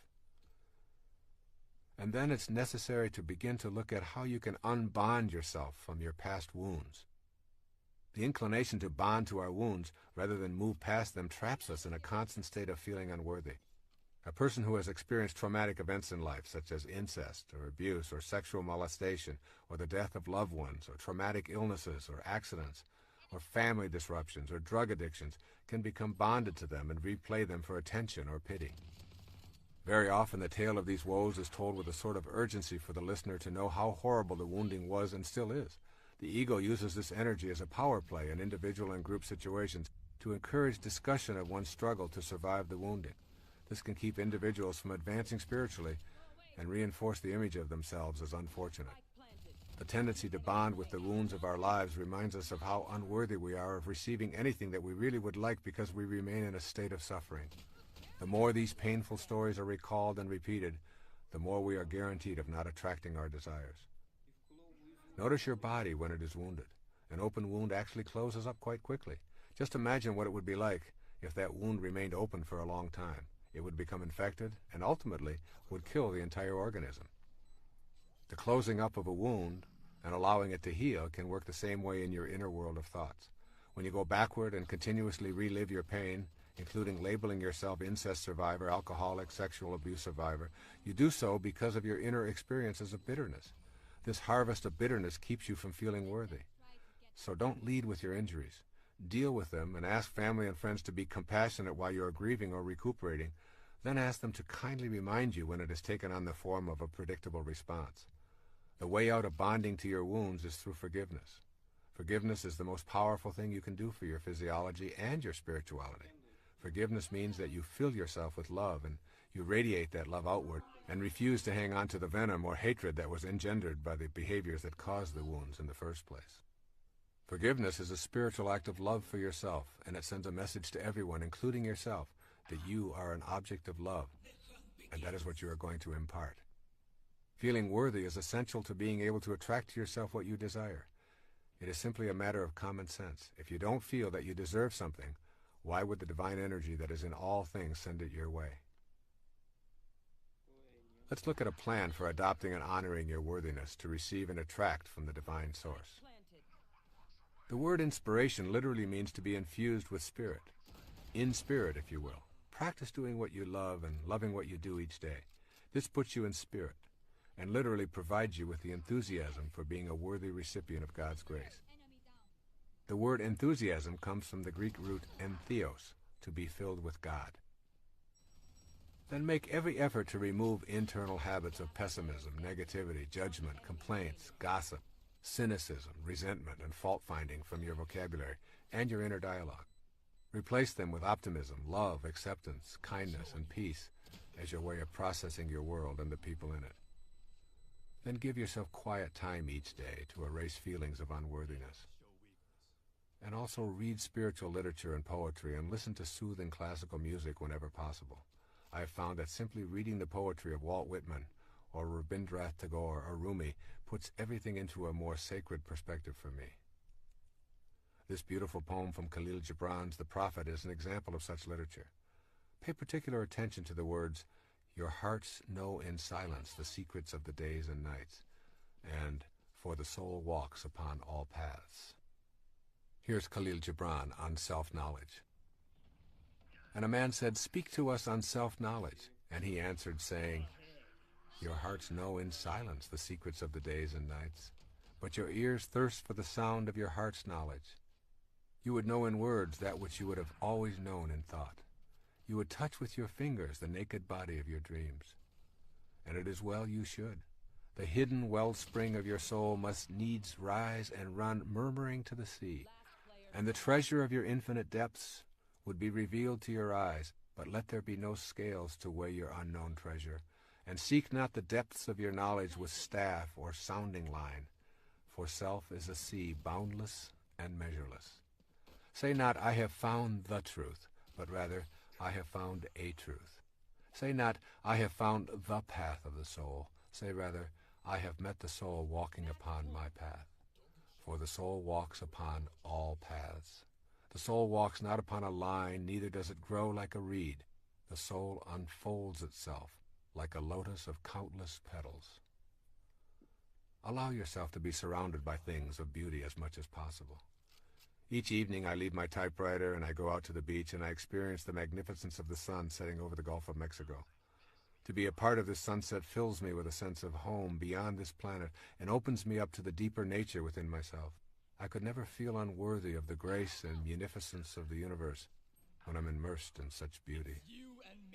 Virtually any experience of beauty has a tendency to remove doubt about your own divinity and connection to the ultimate truth that is in everything and everyone. And then practice kindness toward yourself and others as frequently as possible. Give up your need to be right and to win in favor of being kind, and you will soon know the bliss of inner peace. Remember, your highest self only wants peace. When you are practicing kindness, peace shows up right on schedule. When you are at peace with yourself and your world, you know that you are a worthy recipient of all that comes your way. Make it your own special mission to be kind to others each day at least once, and to extend the same privilege to yourself as much as possible. Also, begin to process the universe as a friendly rather than an unfriendly place. Place all of your wounds from the earlier stages of your life into the category lessons for life.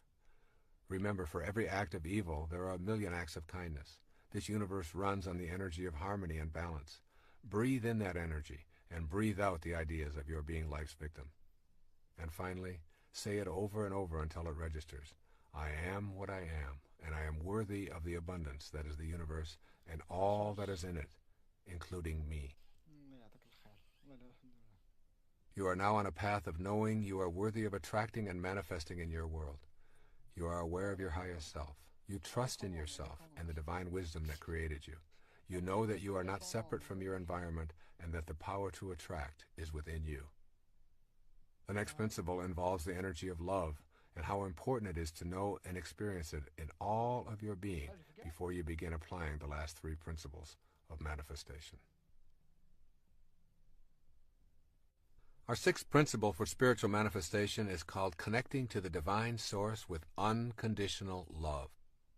There's a wonderful quote from Mirabai. It says this as she talks about herself. Mirabai knows that to find the divine one, the only indispensable is love. There is no greater power in heaven or on earth than pure unconditional love. This is the heart of the sixth principle of manifestation. The nature of the God force, that unseen intelligence in all things, which causes the material world and is the center of both the spiritual and physical plane, is best described as pure unconditional love. It is the glue that holds all things material in place and keeps them from collapsing into uncountable particles. This God force is the oversoul to which we are always connected because we are localized extensions of that force. You may feel infinitely worthy of attracting to yourself material and spiritual prosperity, but if you are not living the way of unconditional love, you are interfering with your ability to manifest in your life. In order to be divinely aligned with the universal infinite energy, you must become unconditional love. This energy of love really dissolves all limitations. When I speak of love emanating from your soul and from the divine consciousness of God, I speak of something that the lower self or the ego cannot grasp. I am not speaking about feeling good toward others, romantic love, showering everyone with affection, or touchy-feely behavior here. This unconditional love is an experience of the harmony of life.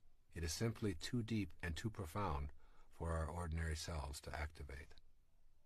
The energy of unconditional love is the power behind creation. It guides all of our natural laws.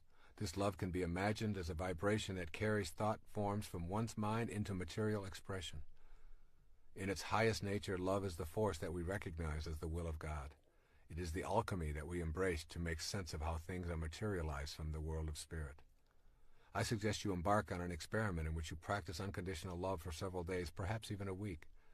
Make this a private activity, but vow to yourself that you will allow only unconditional loving thoughts to emanate from your consciousness. Refuse to have judgmental or critical thoughts. In your quiet time, think only peace and love. In all of your relationships, think and act in only loving ways. Extend loving thoughts and energy wherever and whenever you encounter anyone or anything. Become unconditional love for this period of time. This practice of becoming unconditional love is a prerequisite to the manifesting process. By pouring love into your immediate environment and practicing gentleness in all of your thoughts, words, and actions, your immediate circle of friends will begin responding in a whole new way. Furthermore, this act becomes expansive very quickly, and you can radiate this love to your community and to people you read about in newspapers, including those who are labeled terrorists, murderers, scam artists, and the like. You emphasize the "un" in unconditional love. You become detached and loving toward all. You are not loving the hostile act, but you are loving the spirit that is blocked in those who are harmful and unloving. When you can live this way and reject all thoughts and actions that are not of an unconditionally loving nature, you will experience the alchemy of your spirit and know how to overcome limitations in your life. This is a task that your conditioning will not easily encourage, but for a few days you can persevere just so you know what the divine universal spirit is like. It judges no one and nothing. It does not moralize. It does not show favoritism. It merely exists as an unconditional love, radiating harmony and allowing everything and everyone to unfold. What can you expect as you practice a few days of being total unconditional love? You will feel yourself becoming a different person. You will feel at peace virtually all of the time. Your relationships will be more deeply spiritual. Most significantly, you will begin recognizing the coincidences of your life with greater regularity. Your thought forms of unconditional love will begin to produce what you desire without your even being aware of how it is happening. There's an oft-quoted passage in the New Testament that seems appropriate here. It's Corinthians 13 on love. And now I will show you the most excellent way. If I speak in the tongues of men and of angels but have not love, I am only a resounding gong or a clanging cymbal. If I have the gift of prophecy and can fathom all mysteries and all knowledge, and if I have a faith that can move mountains, but have not love, I am nothing. If I give all I possess to the poor and surrender my body to the flames, but have not love, I gain nothing. Love is patient. Love is kind. It does not envy. It does not boast. It is not proud. It is not rude. It is not self-seeking. It is not easily angered. It keeps no record of wrong. Love does not delight in evil, but rejoices with the truth. It always protects, always trusts, always hopes, always perseveres. Love never fails, but where there are prophecies, they will cease, and where there are tongues, they will be stilled, and where there is knowledge, it will pass away. For we know in part, and we prophesy in part. But when perfection comes, the imperfect disappears. When I was a child, I talked like a child. I thought like a child. I reasoned like a child. When I became a man, I put childish ways behind me. Now we see but a poor reflection as in a mirror. Then we shall see face to face. Now I know in part, then I shall know fully, even as I am fully known. And now these three remain: faith, hope, and love. Yes, and the greatest of these is love. I'm well aware of the improbability of living an unconditionally loving life in all of our moments. I imagine your ego is protesting that this idea is absurd because you are only human and humans have shortcomings. Nevertheless, I ask you to do this exercise for a few days or a week. You see, I know that it will become habitual when you feel the richness of your life with this new awareness. There's something that is called the process of detached observation.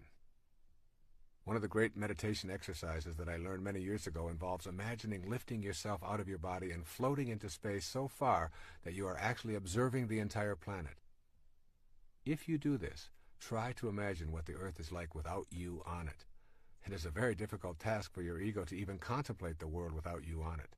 Next, begin to observe the planet without any judgment, refusing to label anything good or bad, right or wrong. Simply instruct yourself to notice, allow, and send unconditional love. The process of being a detached observer occurs in the silence of your contemplations or meditations. Begin by seeking out time to be quiet and enter this inner place of love. It is in that silence that you will come to truly know the divine energy of unconditional love. It's a difficult thing for our egos to contemplate this concept of oneness. Unconditional love and becoming a co-creator in your life is possible when you know that God is not separate from you. You and God are one and the same. In the New Testament, Jesus says to the multitudes, "I have said, ye are gods." And later, "When a man believes in me, he does not believe in me only, but in the one who sent me. When he looks at me, he sees the one who sent me." What it means to be in a state of oneness is that you know the unconditional love that God has for all of creation is also the unconditional love that can be you if you make that choice. If you place restrictions on that love or withhold it dependent on your judgments and hatreds, then you make it a conditional love and remove yourself from the possibility of co-creating with God. We have unconditional freedom for our thoughts to be what they are. That is how you are loved. That is your gift from the divine creator, expressed through your individuality.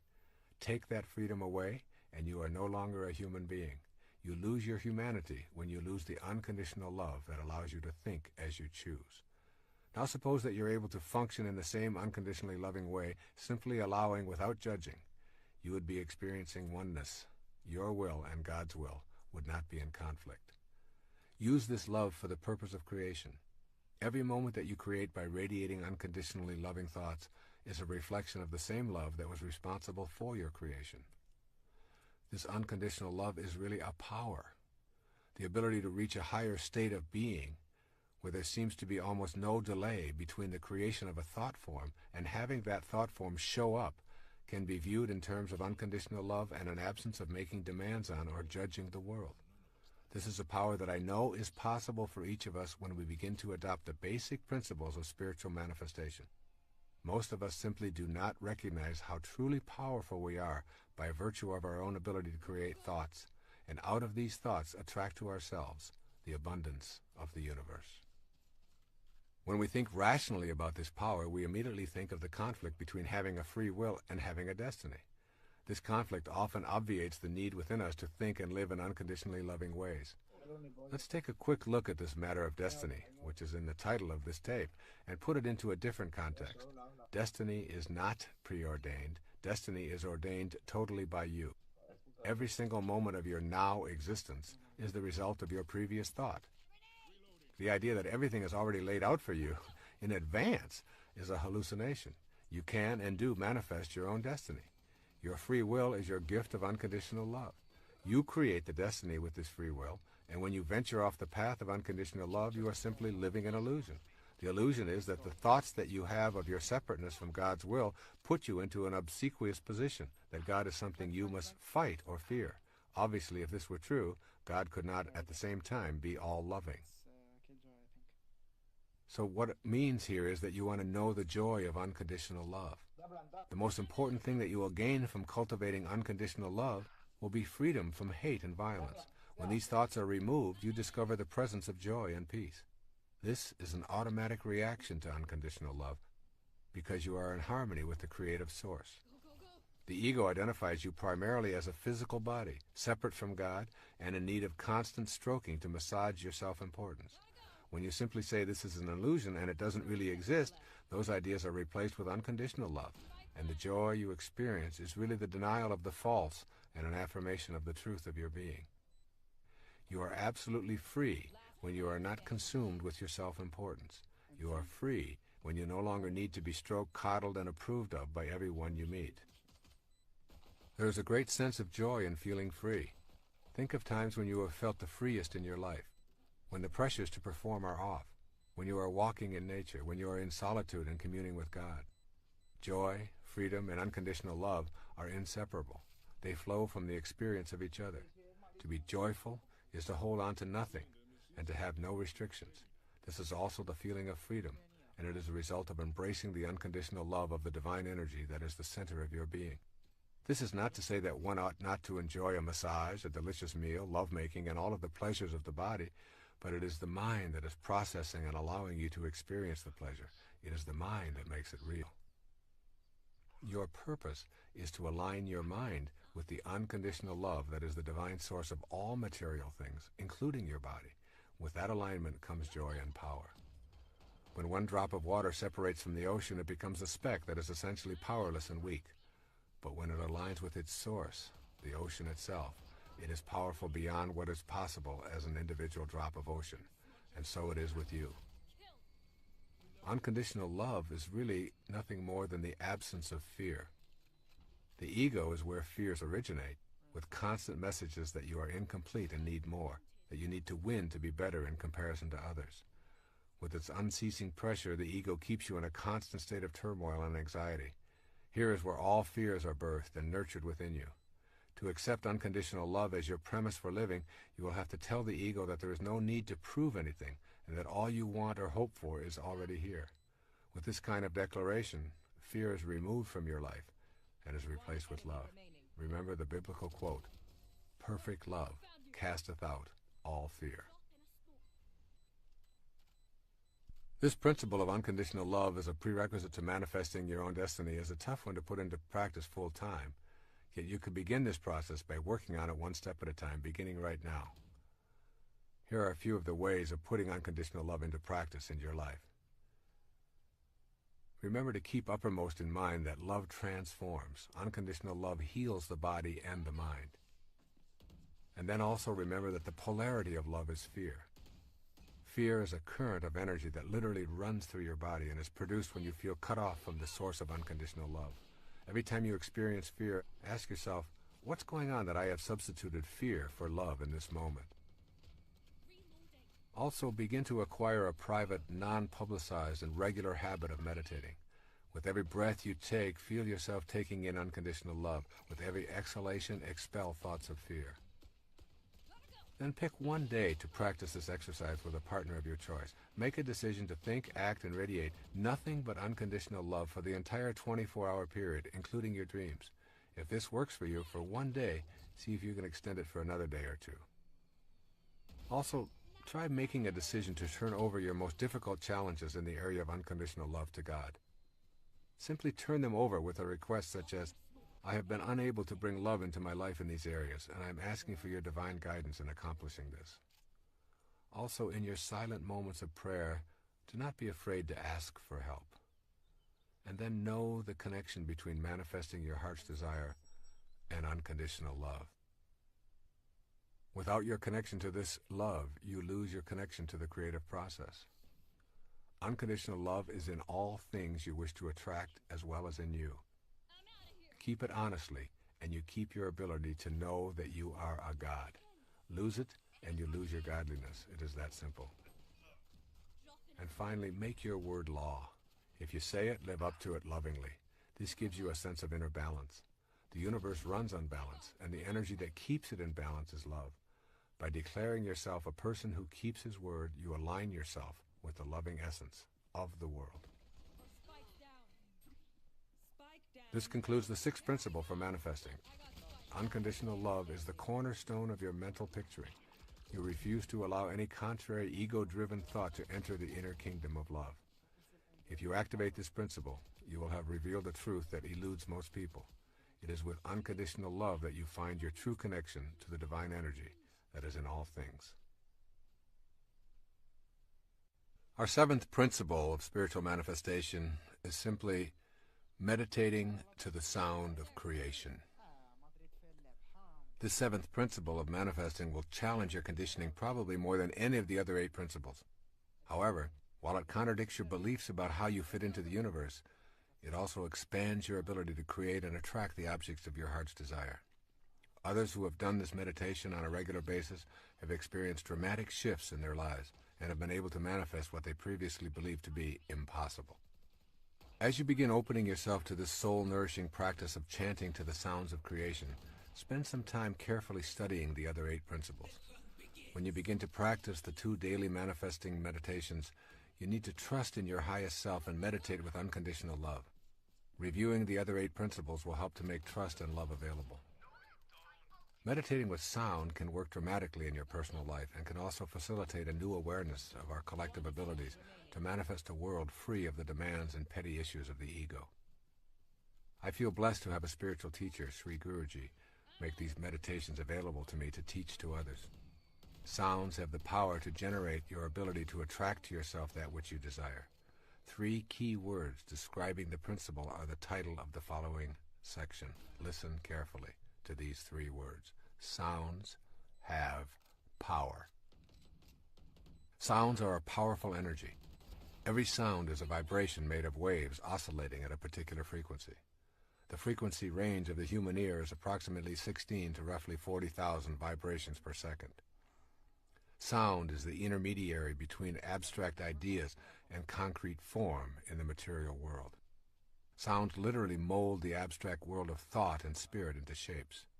In ancient ceremonial rites, words, sounds, and shapes combine to achieve certain ends. Each letter in a word signifies a sound and records the expression of a particular sound. Differing sounds were recorded for their own purposes. Sounds have an impact on us in a myriad of ways. The discordant and harassing sounds of machines, thudding, screaming, grating noises, bombard our consciousness and make it difficult to be serene and peaceful. Discordant sounds can cause internal illness or disease. But sound also has healing properties when it is harmonious and soothing. Healing takes place to the accompaniment of soothing harmonies and nature's music interspersed with spiritually nourishing silence. In addition to healing, sound is used in the creation process, which is the central concern of this 7th principle of spiritual manifestation. When we use the sounds of nature that are most consistent with the act of creation, we begin to attract the material form that we desire. Learning how to use sound is a way of harnessing its power for manifesting thought into the world of form. Manifesting is knowing how to make contact with that spiritual vibrational frequency while we are living inside a body in a materialized world. Pay attention to words and sounds because they can attract positive or negative influences into your life. Harmonious sounds are the ones that most contribute to a balanced and creative life. But before going into the actual use of meditation sounds, it is necessary to learn how to prepare yourself to use sounds in your daily meditation. You need to gain access to a method that will take you beyond the mind to a state of consciousness that transcends your thoughts. This higher state of consciousness beyond the mind is called Siddhi awareness. S-I-D-D-H-I. Siddhi awareness. Siddhi awareness or Siddhi consciousness is a perfect state of awareness in which there is a complete absence of doubt and no delay between the origination of a thought and its materialization into the world of form. It is an unlimited state of being in which creation occurs instantly without any time lag from thought to form. When we contemplate this state of grace, our minds challenge the idea and provide us with many reasons as to why it is impossible. Siddhi consciousness, however, has absolutely nothing to do with the mind. Let that sink in. Siddhi consciousness is beyond the mind. This state of graceful being has nothing to do with the mind, whose nature is a constant inner monologue. The mind frets continually about an unlimited number of desires that can never be adequately fulfilled. You can give your body great pleasures with booze and sex, give it fancy automobiles and delectable gourmet meals, body massages, and every other imaginable delight. The next morning, When it recovers, your mind has a new list of demands taped to your forehead, asking for more and more of what it can never get enough of. This is the nature of the mind, which is ruled by the ego. Your mind, then, is only a barrier to experiencing siddhi consciousness, wherein you are in a state of bliss and complete acceptance, and your desires are the same as your experience of life. Your mind blocks the vision of your highest awareness. Your highest self has its own language. When your body is stilled and totally in the present, thoughts disappear. Then you can start the exquisite process of meditating with sound. It is the magic of this sound meditation that I am going to explain in the seventh principle. This is a siddha technique to take you beyond the constraints of the ego and the mind to a place within yourself where you can change your vibrational frequency through the use of sounds of creation. There's a magic to the sound of creation. As you begin to incorporate these ideas of the power of sound into your consciousness, going beyond the darkness of your mind to the light of your highest self, think about these words that open the book of John in the New Testament. In the beginning was the Word, and the Word was with God, and the Word was God. The word God has the same sound that is in virtually all of the names for the original creator. All traditions describe a creator of the Word and humankind. Here is a list of names used for the creator. Ra, Krishna, Rama, Buddha, Adonai, Brahman, Siddha, Shiva, Jehovah, Kali Durga, Tat, Gayana, Mahanta, Mahavira, Anu, Atva, Nanak, Yahweh, God, Allah. The obvious sound that is in all of these names for the Creator is the sound Ah. Ah expresses a feeling of bliss and joy. The sounds of creation and joy are synonymous. 30 seconds left. It is not an accident that the name for the Creator in virtually all languages contains the sound Ah. Ah is the only sound that humans make effortlessly, simply by taking in a breath and without moving the lips, the tongue, the jaw, or the teeth. If you move any of these, the sound changes. Ah is the sound of effortless perfection, as is creation itself effortless and perfect. Ah, the sound of creation, is one sound you will want to use as you practice the language of siddhi consciousness. It takes you beyond the incessant self-dialogue that characterizes your mind. When you repeat the sound Ah in connection with your manifestation meditation practice, you are literally repeating the name of God. In Reflections of the Self, Swami Muktananda gives these words to his devotees who desire to know more about the state of siddhi consciousness. With eyes brimming with love, sing his name. All inner mysteries will be disclosed. Every bird and plant will reveal itself to you as Brahman. The knowledge of Vedanta will manifest everywhere. Oh, dear one, keep chanting God's name while sitting or standing or involved in the world. Never forget him. Unite your mind with the self. He explained that these names for God have specific combinations of inherently powerful syllables that have the ability to call forth the experience of God within us. Making these sounds acquaints us, perhaps for the first time, with the subtle God force within ourselves. Thousands of years ago, Patanjali set down his highly celebrated Yoga Sutras. They were designed to help guide seekers to the highest state of awareness, siddhi consciousness. He offered this advice: repeat and meditate on Om. Om is a symbol for the universal sound of creation. Repeating this sound causes the disappearance of obstacles and an awakening of a new, higher consciousness that is the creative energy. Continually chant God's name is the advice of the masters of self-awareness to those who seek to participate in the act of creating and manifesting. The sound Ah is the sound of God. Make the repetition of the name of God a daily meditation practice, and you will literally transform yourself into this universal sound of creation. You will become one with the sound that mediates between the world of form and the highest frequencies of the spiritual world. This creation meditation is also involved with 2 chakras of the body. Of the 7 chakras of the body, 2 are significant in learning this manifesting technique. The base chakra, the sex center, is one, and the third eye, located between the eyebrows, is the other. Imagine for yourself a channel between the base chakra and your third eye. You are going to clear this imaginary passageway between these 2 chakras and feel yourself open the third eye so that you can imaginatively project your manifesting energy out the new opening. The base chakra is the center of procreation. The third eye chakra is for the purpose of manifestation. Think of your third eye as the part of you that makes contact with the physical world that is invisible to the naked eye. You are attempting to open this third eye through the language of your siddhi consciousness. Now, remembering that ah is the sound of joy as well as the God sound, think about the sound that accompanies the process of procreation. Ah is the most common sound heard in the very act of procreation. And more often than not, God's name is repeated as the soul arrives from the world of the unseen into the world of materialized form. Oh God, oh my God, ah. Initially, this may seem amusing, yet it is incontrovertible that these are universal clues to the process of manifestation. The energy released through the root or base chakra brings about procreation. And what has taken place here? A release of energy from the base chakra, received by another base chakra, and a soul connects to form, from the unseen to the manifested, all accompanied by the sound of ah. Learning this technique of sound manifesting really involves nothing more than opening up the channel that exists between these two chakras in your body.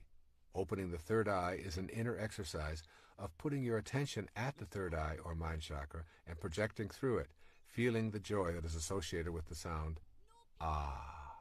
You experience it leaving the limits of your physical body, embracing that which you want to manifest and bringing it back to you. Implement this sound meditation in your morning practice. I have created a cassette tape and a compact disc called Meditations for Manifesting, which guides you through this morning meditation. In addition, that recording guides you through the second meditation, which takes place in the evening. However, here you put your attention on gratitude for all that has manifested into your life. This is also the subject matter of the ninth and final principle. Now we listen to the sound of that which is manifested.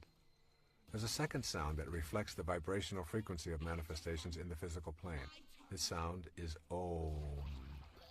If you reduce anything that you can observe on the physical plane to its ultimate sound vibration, you would hear the sound Om. This is the sound that women of ancient times meditated to while bringing their babies into the world. Whereas Ah is the sound of creation, Om is the sound of that which is already created. Om expresses gratitude for all that has manifested. There's a basic relationship between our level of awareness and the vibrations of the universe. This is why I include the Om meditation in the manifestation process. Repeating the Om sound in the evening tunes you to a higher state of awareness and to gratitude for all that has manifested into your life. Repeating this sound as a mantra of gratitude is one of the most joyous feelings you will ever experience, causing you to be in harmony with your environment. Using the Om sound is a way of bonding to all that manifests for you, in whatever form it shows up. It creates a peaceful space and contributes to your identifying with the manifesting principle. These two sounds, Ah and Om, used on a daily basis, form the basis for your becoming adept at connecting with what you desire and understanding totally the message of this tape, which is that you indeed manifest your own desires and destiny. Now let's take a look at the practice of meditating for manifesting. Manifesting and meditating cannot be separated. They are like the crest and the trough of the wave, separate and distinct from each other, but always together. You cannot become adept at manifesting the desires of your heart if you are unwilling to devote time to the practice of meditation. Meditation is simply the act of being quiet with yourself and shutting down the constant monologue that fills the inner space of your being. That inner noise is a shield preventing you from knowing the highest self. Engaging in sound meditation is a useful way of accomplishing inner silence and removing the influences of the constant chatter that is largely produced by the ego. The best times for meditating using this manifesting technique of repetitive sounds are at sunrise and sunset. If you are unaccustomed to arising at or before sunrise, make an effort to establish this discipline for a trial period of 90 days. What you want to do is establish yourself as a disciplined person. Early morning, particularly prior to sunrise, is the best time of day to awaken. The silence allows you to feel close to God. You can feel the energy of healing and solutions in the silence. Use specific acts of personal courage to awaken during these hours, knowing that the time will provide you with far more rest than the remaining hours of your scheduled sleep. When the sun first begins to show itself in the morning, its energy breaking out of the darkness is most intense. This is the ideal time to begin your manifesting meditation.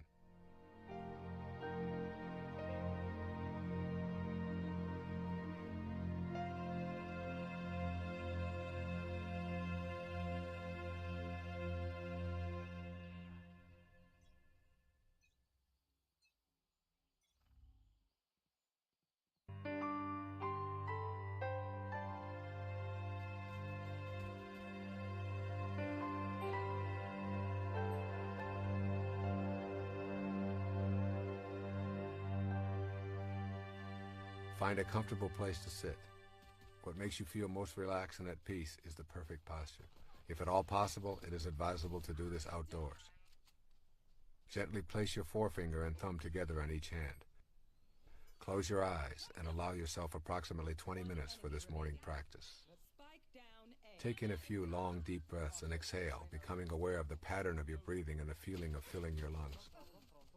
Then place your attention on the root or base chakra, the sex center, and move your attention up the passageway between your root chakra and your third eye chakra. Think of this as a channel that has been clogged, and think of the third eye space as an opening that has been sealed for a long time that you are going to open with your new inner etheric energy. Now take a deeper, longer breath of air, filling your lungs, and as you release the breath, say out loud the sound ah, with as much emotion and volume as you can imagine. Ah. Place your attention on clearing the channel with the sound of ah. While you are doing the ah meditation, add to your mental picture what it is that you would like to be able to create or manifest without being at all attached to how it will surface in your life. Repeat the sound of ah as your mantra for the entire time. However, do it out loud and with emotion for only approximately the first 1/3 of the time. Move your attention up and down the inner passageway between the root chakra and the third eye chakra. With the inner energy that you are feeling from the sound of creation resonating within you, open this third eye in your mental picture and propel the creative force through it into the world of form. Imagine its release from your inner being to a point at which it circles the world and surrounds the objects of your desire. Trust that this energy will connect with the universal energy that is the God force and will send the objects of your desire into your immediate world. This must be done in accordance with all 9 of the principles of manifesting that are explained in this tape, which means you have an absence of doubt, complete trust, unconditional love, and a knowing that this power of attraction is within you and in all things. Gradually, you will begin to experience an overwhelming sense of bliss and peace. For the next approximately 1/3 of the morning meditation, say the ah sound softer and softer. Stay focused on the third eye, which is now open and sending out this creation energy and the feeling of your desire manifesting. For the final third of your morning meditation, repeat the sound of ah to yourself silently as a mantra, and keep your attention on the third eye and the glorious feeling of gratitude that you are already experiencing for having this manifest into your life. When you have completed approximately 20 to 30 minutes of this manifesting meditation, your morning session will be complete. Some people have used this meditation to manifest peace for themselves or those they love, to center themselves on a healing, or to bring a relationship into their life. Others have used it for such matters as selling a house, getting a promotion, overcoming an addiction, attracting money, or whatever. The possibilities are unlimited. What you are doing when you do this morning ah meditation is resonating with the words. In the beginning was the Word, and the Word was God. The act of manifesting is the beginning of something being created in your life. The evening meditation is best practiced at sunset if possible. Once again, as the sun sinks below the horizon, there is a corona-like expression of energy that is greatest just as the sun leaves the horizon and for a few moments immediately after. Now you practice the sound of Om, which is the meditation of gratitude. The practice is identical to the morning meditation with the exception that now you are not asking to manifest anything. Instead, at the end of your daylight or as you retire, you are simply saying thank you to the universal intelligence that we call God for all that has manifested in your life. Take in deep breaths just as you did in the morning. Clear the channel between your base chakra and your third eye chakra and mentally picture all that you have received and project that energy out forcefully through the opening of the third eye. You are expelling into the universe beyond your immediate body an energy of gratitude. The sound of Om is said aloud for the first third of your meditation, then gradually, more quietly, and ultimately silently, always focusing grateful attention on the third eye and feeling that energy going back to the universal source of energy that we call God. The final part of this meditation is the last sound you hear before you go to sleep each night. The very first sound you hear in the morning is generally one of ah. It is the sound that you make when you yawn or stretch. However, the final sound you hear within yourself before going to sleep can be a combination of these two sounds of ah and Om. I defined enlightenment earlier as the ability to be immersed in and surrounded by peace. It is not an accident that the sounds ah and Om, when combined, translate to the word that means peace or enlightenment. Shalom. Shalom. By saying these two sounds to yourself as you drift off to sleep, you are becoming at one with all that is peaceful and all that provides for us. It is also not an accident that the primary sound of spiritual joy is the sound of Ah in Alleluia. And it is also a sound in the last word of every prayer. Amen. Give this glorious, peaceful, enlightening manifestation meditation practice a 3-month trial using each of the 9 principles outlined in this book, and see if you do not experience your heart's desire appearing. Alleluia. Shalom. The 8th principle for spiritual manifesting simply says, patiently detach from the outcome. In the 7th principle on the use of sound meditation, I emphasize the importance of placing your attention on your feelings as you picture your desire manifesting. This 8th principle of spiritual manifesting has at its heart the experience of that feeling. The manner of how and when it is desired shows up is something that you must not try to control. Manifesting is not about making demands of God in the universe. Manifesting is a cooperative venture in which your intention is aligned with divine intelligence. That intelligence is in all things and in you simultaneously. Demanding that God send your desire according to your timetable and design reinforces the incorrect idea of God as a separate energy. There's an important concept to try to grasp here. It's called intelligence apart from individuality. Most of us believe that the recognition of any other individual affirms a point at which our own individuality ceases and the other's begins. This belief is part of our conditioning, and it imposes a great deal of limitation on us. If this pattern were ascribed to the universal mind, it would describe a God that at some point ceased and something else began. To be universal and to recognize anything as being outside itself would be to deny its very being. So the nature of universal intelligence is an absence of individual personality. You are in an impersonal and intensely intelligent ocean of life that is all around, under, and in everything, including you.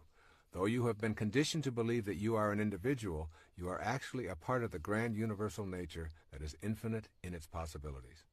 This undifferentiated intelligence responds to you when you recognize it. Ask yourself what the relationship of this universal mind is to you. It cannot have favorites if it is the root and support for everything and everyone. Lacking individuality, it cannot be in conflict with your desires. Being universal, it cannot be simply shut off from you. All these statements characterize this all-producing mind as responsive to you when you understand your relationship to it. Your task is to bring the universal energy within your grasp by raising yourself to the level of that which is universal, rather than bring the universal down to a level of misperceived individuality that is separate from the universal. You need only to recognize it to attract it to yourself, rather than ask it to recognize you and bring you to it. Having learned a different set of principles, all of this may sound a bit confusing, yet it is crucially important for you to know this before moving along on the path of manifesting. There's a power of infinite patience. This provocative line is from A Course in Miracles. Those who are certain of the outcome can afford to wait, and without anxiety. The notions of certainty and patience go together. When you trust and know that you are connected to that universal all-providing intelligence, then you simply place no time constraints on your manifestation.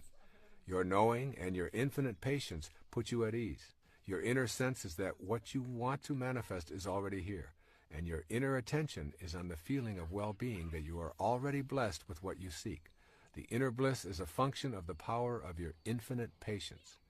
When you are certain about the outcome and unconcerned with the how and when, you have cultivated the power of infinite patience, and simultaneously you have detached yourself from the outcome. When this detachment takes place, you are able to go about your daily business of raising your children, doing your work or training, meditating and communing with God, and just patiently observing. Infinite patience is a sign of trust, and it calls upon infinite love to produce results in your life. When you let go of impatience, you are aligned with the God force, and the anxiety that tells you what is lacking and missing in your life is gone. You will know that God has been patient with you no matter how long it took you to come around, regardless of how far you may have wandered, and no matter how much you may have refused to listen. Infinite patience produces almost immediate results in your life. You become free when you relax your insistence to have it now. As an infinitely patient person, you know that you are already where you want to be, and there are no accidents, and that all that appears to be missing is nothing more than an illusion perpetrated by your ego. With this awareness, impatience leaves, and you stop looking for results of your manifesting meditation. Your patience allows you to remain in silent appreciation of all that is manifested in your life. This practice of patient detachment from outcome is a foreign concept to us. We have been taught that goals, success symbols, and the accumulation of merit badges are the ways to feel important. What follows is a guide for living with the seeming paradox of attempting to manifest something into your life and at the same time not being attached to when and how it shows up. So here's a step-by-step plan for putting patient detachment into your manifesting practice. First, understand the essence of what you desire. What you desire is not necessarily in the realm of things. If you want to manifest money, for example, notice if your attention is centered on the dollars or on the experience and feeling of financial security. The experience is the essence of your desire. By putting your attention on inner feelings, you shift from being gratified by externals. The essence of your desire is a feeling of well-being and joy and an alignment with the universal spirit. You may feel that you truly want to manifest more income and a promotion. Detach yourself from the in-the-world promotion and increase in pay. Put your manifesting energy on the essence. You're wanting to feel more secure and less stress. You will probably begin to see things arriving in your life that reduce your anxiety. They may seem to have very little to do with what you originally thought you wanted.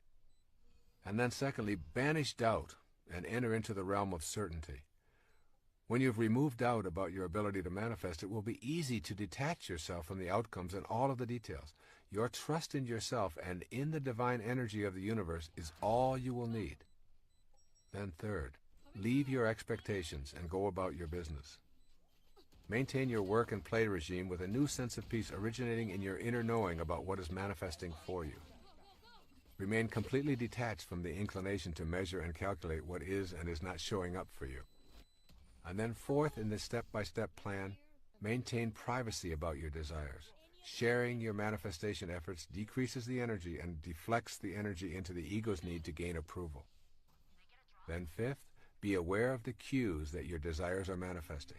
Keep in mind that the way things will show up in your life is not necessarily related to what your rational brain expects.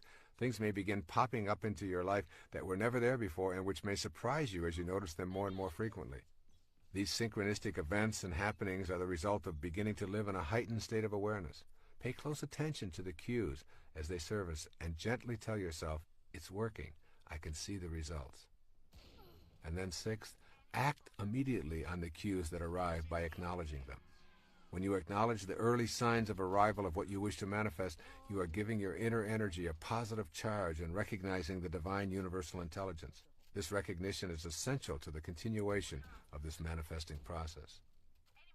And seventh, don't think of your manifestation as a special favor.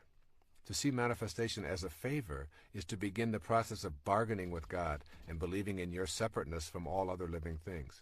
Your desires manifest because you are in perfect alignment with your source of creation and because you are not placing any limitations on what can come into your life. And then eighth, view any and all obstacles as lessons, not indications of failure.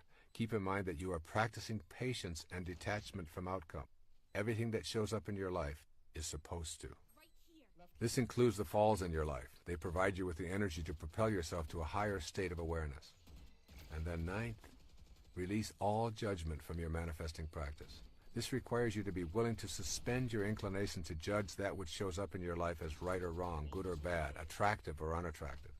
Your judgments halt the flow of universal energy into your life and put you at odds with that divine power. Your ability to manifest depends in large part on your willingness to leave behind the collective judgments that make up the totality of human beliefs. Detaching from these beliefs is one of the greatest challenges of your life. You will probably experience a sense of loss and perhaps a feeling of loneliness as you make this step out of judgment. The reward is that you will begin to expand your own perceptions and accept what others believe are their perceptions. A business card you might find walking on the beach, a book or a tape recording, a message intended for another but is in your mailbox. All these can be cues. Send away all judgments about how anything arrives in your life and refuse to assume the collective judgments that permeate the beliefs of most of the people you encounter.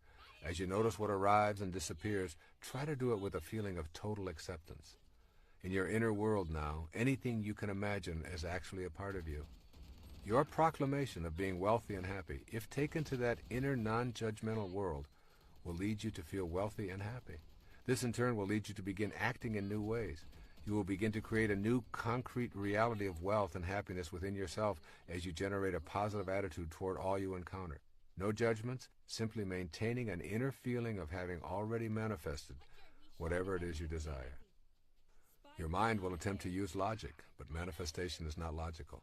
Your mind will try to employ negativity, insisting that you are too old, too stupid, or too undeserving, that you never win anything, that you've wished for things in the past and been disappointed, and there's no reason to expect things to change now. This is the attachment of the mind and the ego to results in past history. Meditation and intuitive feelings are two ways to supersede the mind. The emphasis is on detaching from the collective unconscious beliefs, refusing to judge, and patiently allowing the universal source to deliver what you are now totally aligned with in your inner world. And 10th, learn to relax in peace and knowing.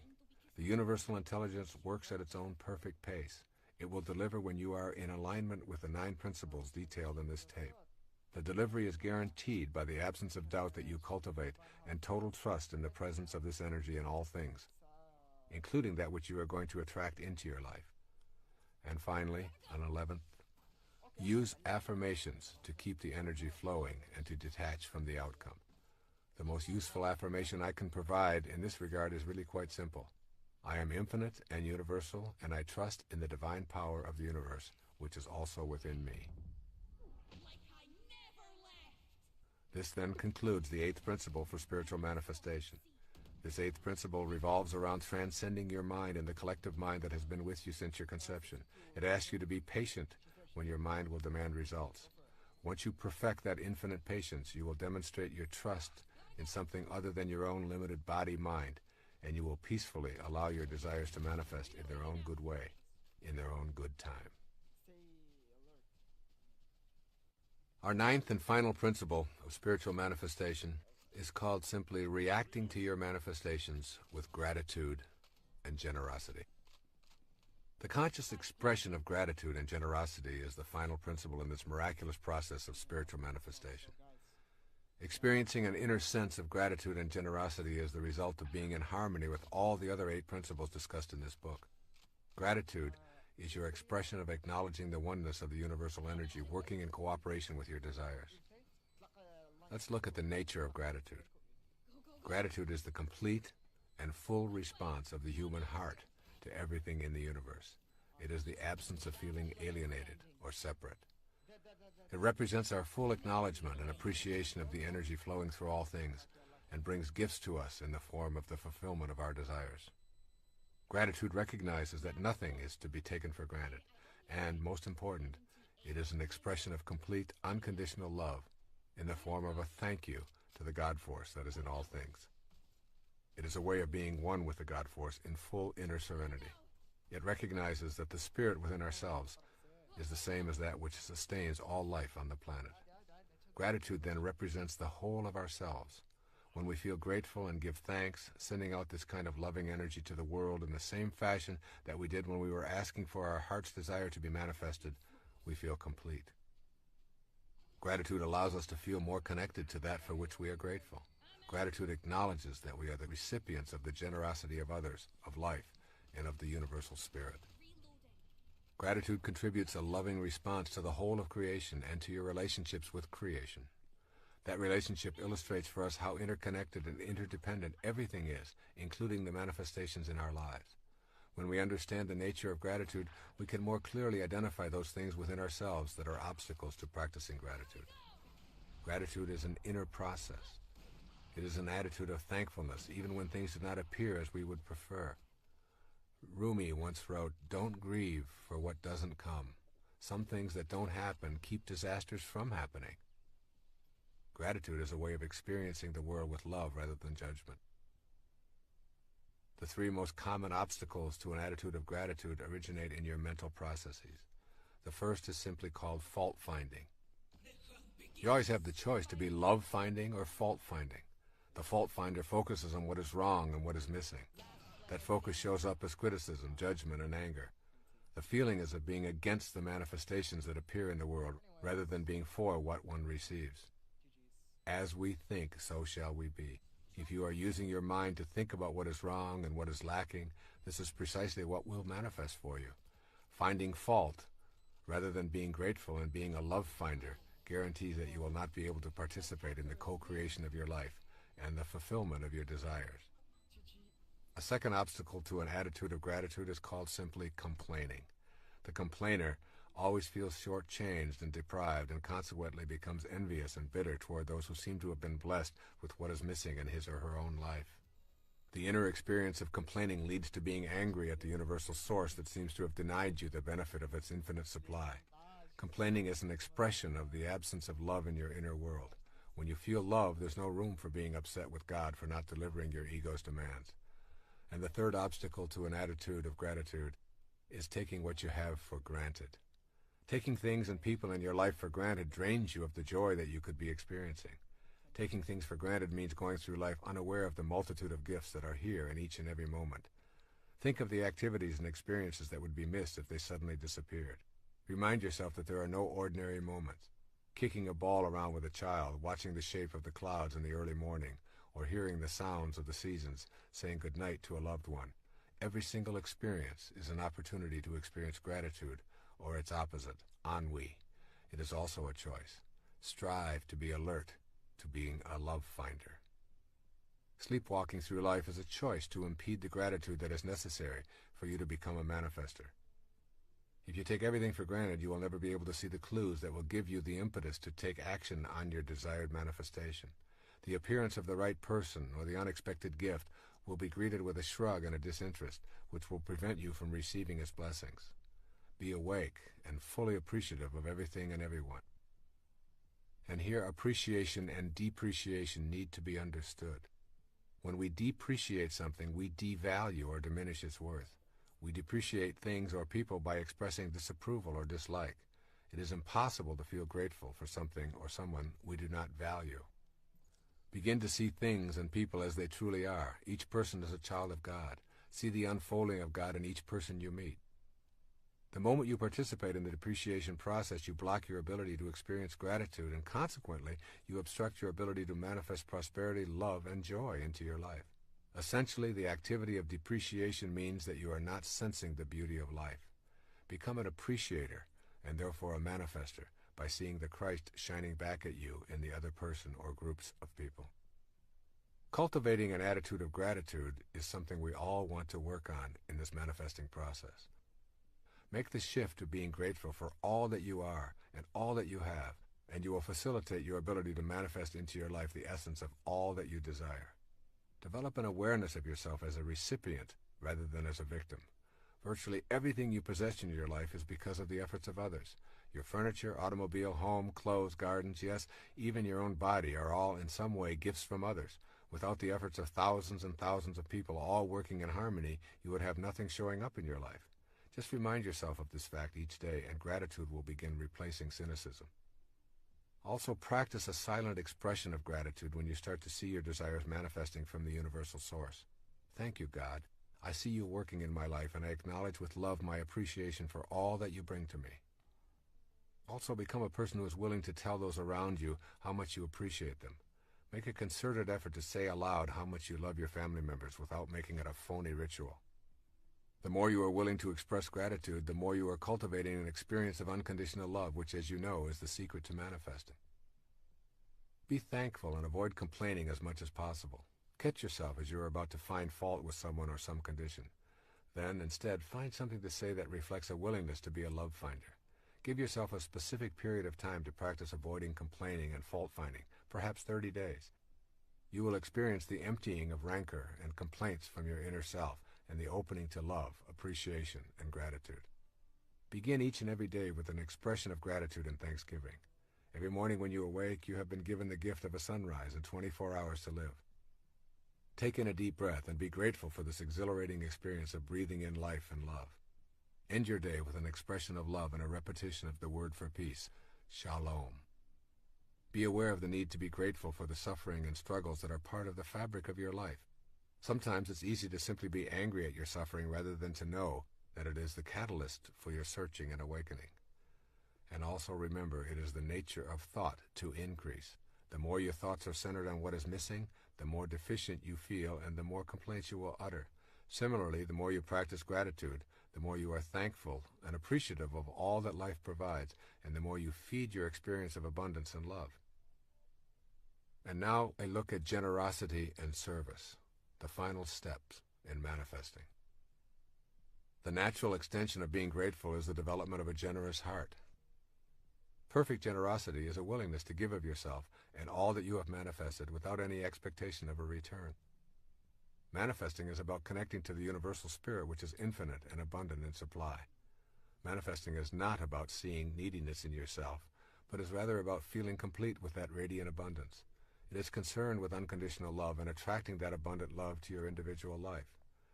When you feel the presence of that abundance, your feeling of gratitude will push you in the direction of generosity.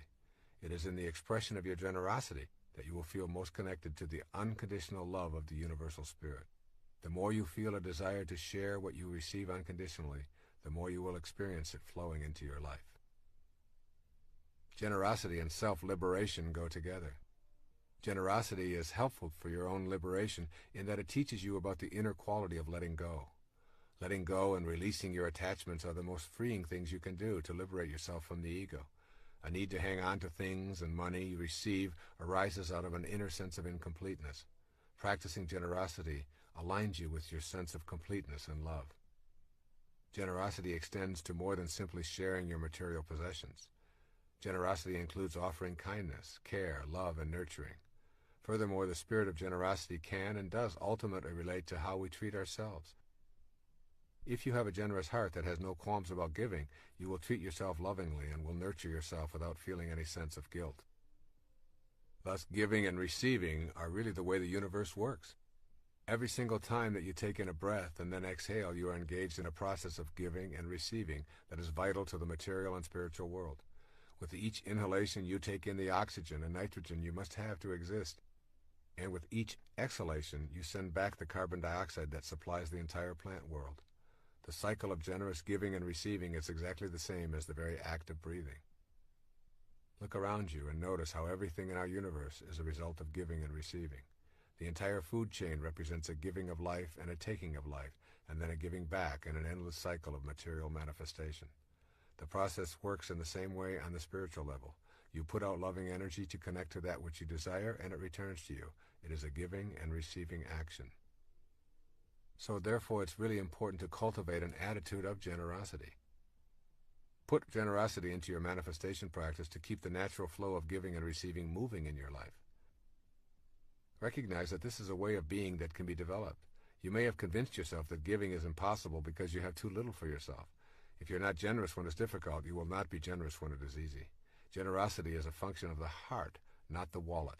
A generous heart is one that places no limitations on its ability to be generous with others and does not do it for reward or recognition. Think of the myriad of things that you do each day for others, including animals and the environment, as ways of practicing generosity. Talking to a lonely neighbor, feeding a stray cat, opening a door, anonymously paying the toll for the car behind you, vacuuming the carpet, or whatever may occur in the thousands of actions you undertake each day. Most important, remember that to give without expectation of an acknowledgement is truly the work of your higher self. Keep your generosity practices private. Then become aware of the internal resistances that arise within you when you have an impulse to give. Your fear of not having enough for yourself and your family, your doubts about whether others are truly needy, the fact that others won't appreciate it anyway, are impulses that you need to honor as valid. All of these inner doubts and fears should be examined without judgment. And then give yourself designated times and periods of time to practice being generous, particularly in offering service or in giving of your time. Sometimes I notice my young son out playing soccer by himself, wishing in his heart he had someone to play with. I remind myself to forget about the zillion things I have to do, my state of fatigue or whatever, and I designate the next several hours to simply sharing my time with him, something we both love. Practice being able to receive. Accept help when others offer it. Allow others to do for you without feeling embarrassed or without feeling that your independence is threatened. If you turn off the receiving side, you cut the natural flow of energy, just as if you turned off the giving side. Receiving is very much a component of the spiritual practice of manifestation, and you can work at allowing this into your life with gratitude and love. Furthermore, practice giving just a bit more than you think you can, and a bit more than your own comfort level allows. Whatever you have convinced yourself is the limit of your generosity, try going beyond it. You also can practice a little bit more generosity with your own self than you are normally accustomed to. Order the item on the menu that costs more, or give yourself a few extra days on your vacation trip, or allow yourself the luxury of a body massage or a facial. Extend your generosity into service as a way of life. Our encounters and relationships are a central influence on ourselves and each other. Service is a word that is not commonly thought of as part of our ordinary relationships, yet service simply cannot be separated from relationships. When you cultivate an attitude of gratitude and generosity, you will find yourself wanting to be in the service of others. You will find it natural to extend that which you receive into the service of others as well. If you receive a great teaching, you will want to teach it to others. If you receive love, you will wish to extend that love unconditionally outward. Your relationships will automatically be felt as gifts for the service of others. When you contemplate the purpose of your life in the material plane, you will discover that the only thing you can do with your life is to give it away. You cannot lay claim to anything. It is all transitory. You will find your purpose and your strength when you see that you are in a relationship with all other living things, and that you are purposeful and peaceful when you serve in some capacity. It is out of this state of recognizing our fundamental interconnectedness that we realize we are all in a constant state of service to each other. It is this awareness that you want to keep uppermost in your mind as you generate this principle of spiritual manifesting. Service, at its very basic core, is an inner choice to offer a helpful and healing attitude to others as well as to ourselves. A natural outgrowth of feeling grateful for our daily life manifestations is experiencing the inclination to be generous. By turning the purpose of your life into one of service and leaving behind your self-absorption, you discover the irony of manifesting. The more you choose to be of service, the more profoundly you experience unconditional love, and the more you find materializing into your life. Service is best thought of as a continuous focus in your life rather than being limited to certain kinds of giving activities. Service is a state of mind that expresses love rather than fear, trust rather than distrust. It focuses on meeting all others as equals with whom we share a spiritual identity. This inner attitude of love reveals itself in action. Service does not require that you become a Mother Teresa. You serve by suspending your ego and extending the love that fills that space. It can take a million different forms, but when practiced with authenticity. Stories of Futures Past presents 5 stories featuring parallel worlds. Placebo by David Mason. The Doorway by Evelyn E. Smith. Back to Julie by Richard Wilson. A Hitch in Time by Frederick Pohl. Never Meet Again by Algis Budrys. Placebo by David Mason, originally published in Infinity Science Fiction, November 1955. Narrated by Tom Trussell. Each 1955 was worse than the last. The object appeared in the middle of Main Way, about 50 feet from the statue of Vachel Lindsay, at least 100 from anything else. It was much too big and complicated to have been hidden anywhere, and it hadn't any wheels, tracks, wings, or other visible means of movement. Corrigan, looking the object over, decided that it could not have come from any logical place in the world. Not being prejudiced, he then thought a little about the illogical places, and the places that weren't in the world. Corrigan decided that it must have been another attempt at time travel, and he clucked his tongue sympathetically.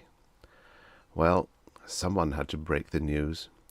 Corrigan arose from the grass and walked toward the object. There was a young man sitting in the object, on a sort of high saddle. He looked a little wild-eyed, and he seemed to be talking to himself as he pulled and twisted at the rows of controls in front of him. Corrigan, looking up at him, decided that he couldn't be very healthy, and that the stiff grey garments he wore must be extremely uncomfortable. "Greetings, traveller," Corrigan called. "You're speaking English!" the young man exclaimed. "Good! Maybe I can get some help here. What year is this?" 1955 by most systems." The young man turned a little paler. "I just left 1955, he said unhappily. 4 times, in fact. 4 different 1955s, and each one's a bit worse. Now the machine won't work." "Your theory's wrong," Corrigan said calmly. "Hasn't it occurred to you yet that time travel might be impossible?" The young man made a choked sound.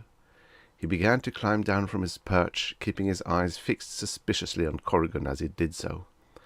He saw Corrigan as a small brown man, dressed in loose blue trousers, barefooted, and with a puff of white hair that seemed never to have been properly cut. The lawns and grassy roads, the bright and impermanent-looking buildings, and Corrigan himself, all added up to one thing in the young man's mind. "You're wrong," Corrigan said. "I'm not a lunatic, and this isn't an asylum. We don't have them." The young man on the ground now stared at Corrigan in evident horror. "Mind-reading?" "More or less," Corrigan said.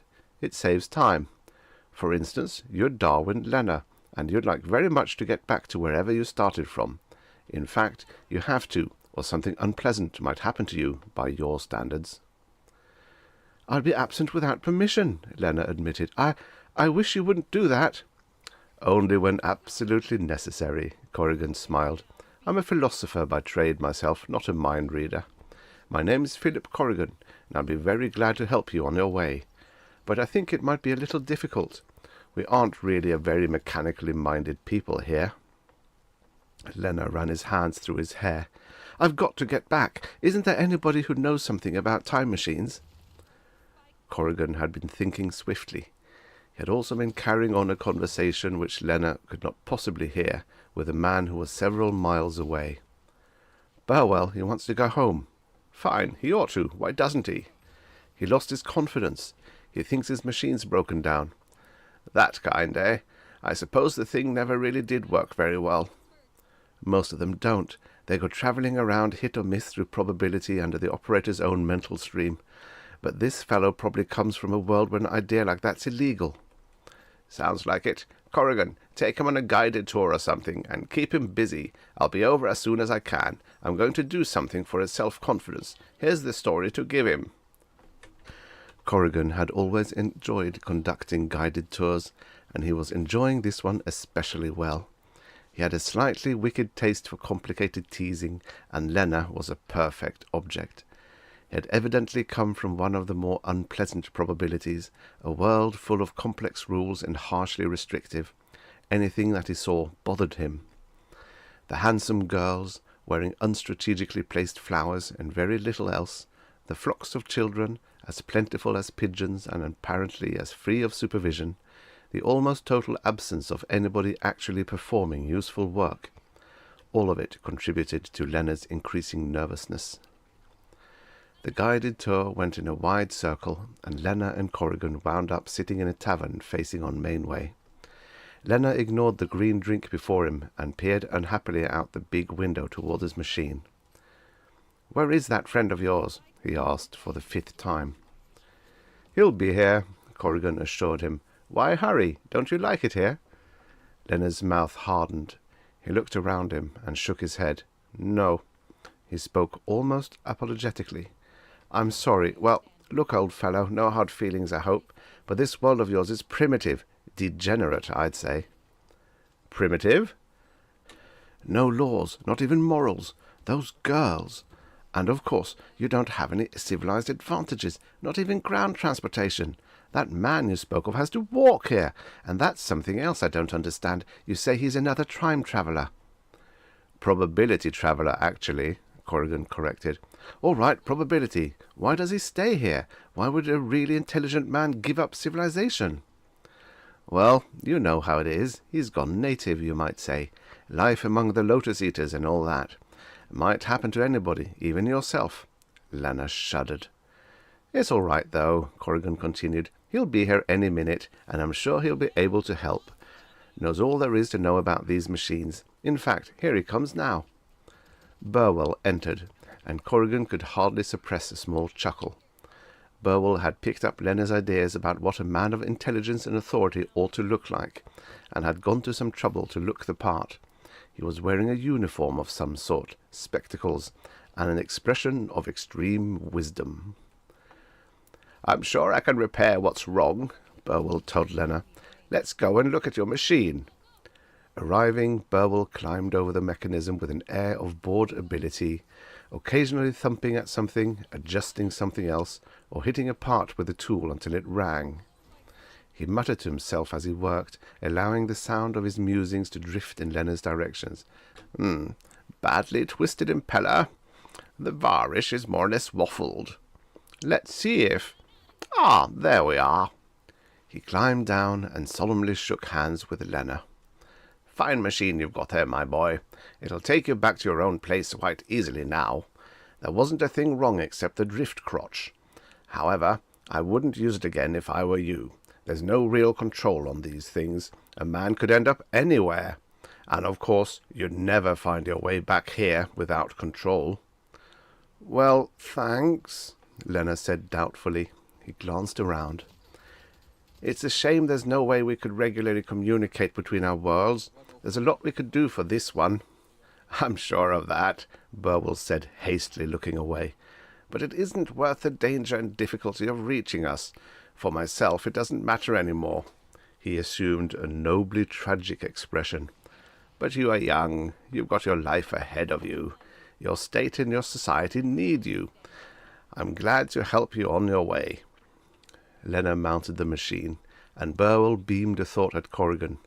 "I've convinced him that the thing works, and that it would not be easy to come back. Actually, that machine of his is a real work of art. It doesn't do a damn thing. This boy comes from a place where they have to have a mechanical crutch for everything. His gadgets are pink pill stuff. Something to convince him he can do things he could do anyway. All we have to do now is give him a small mental shove to help him along, and he'll be home in no time. All right now, shove."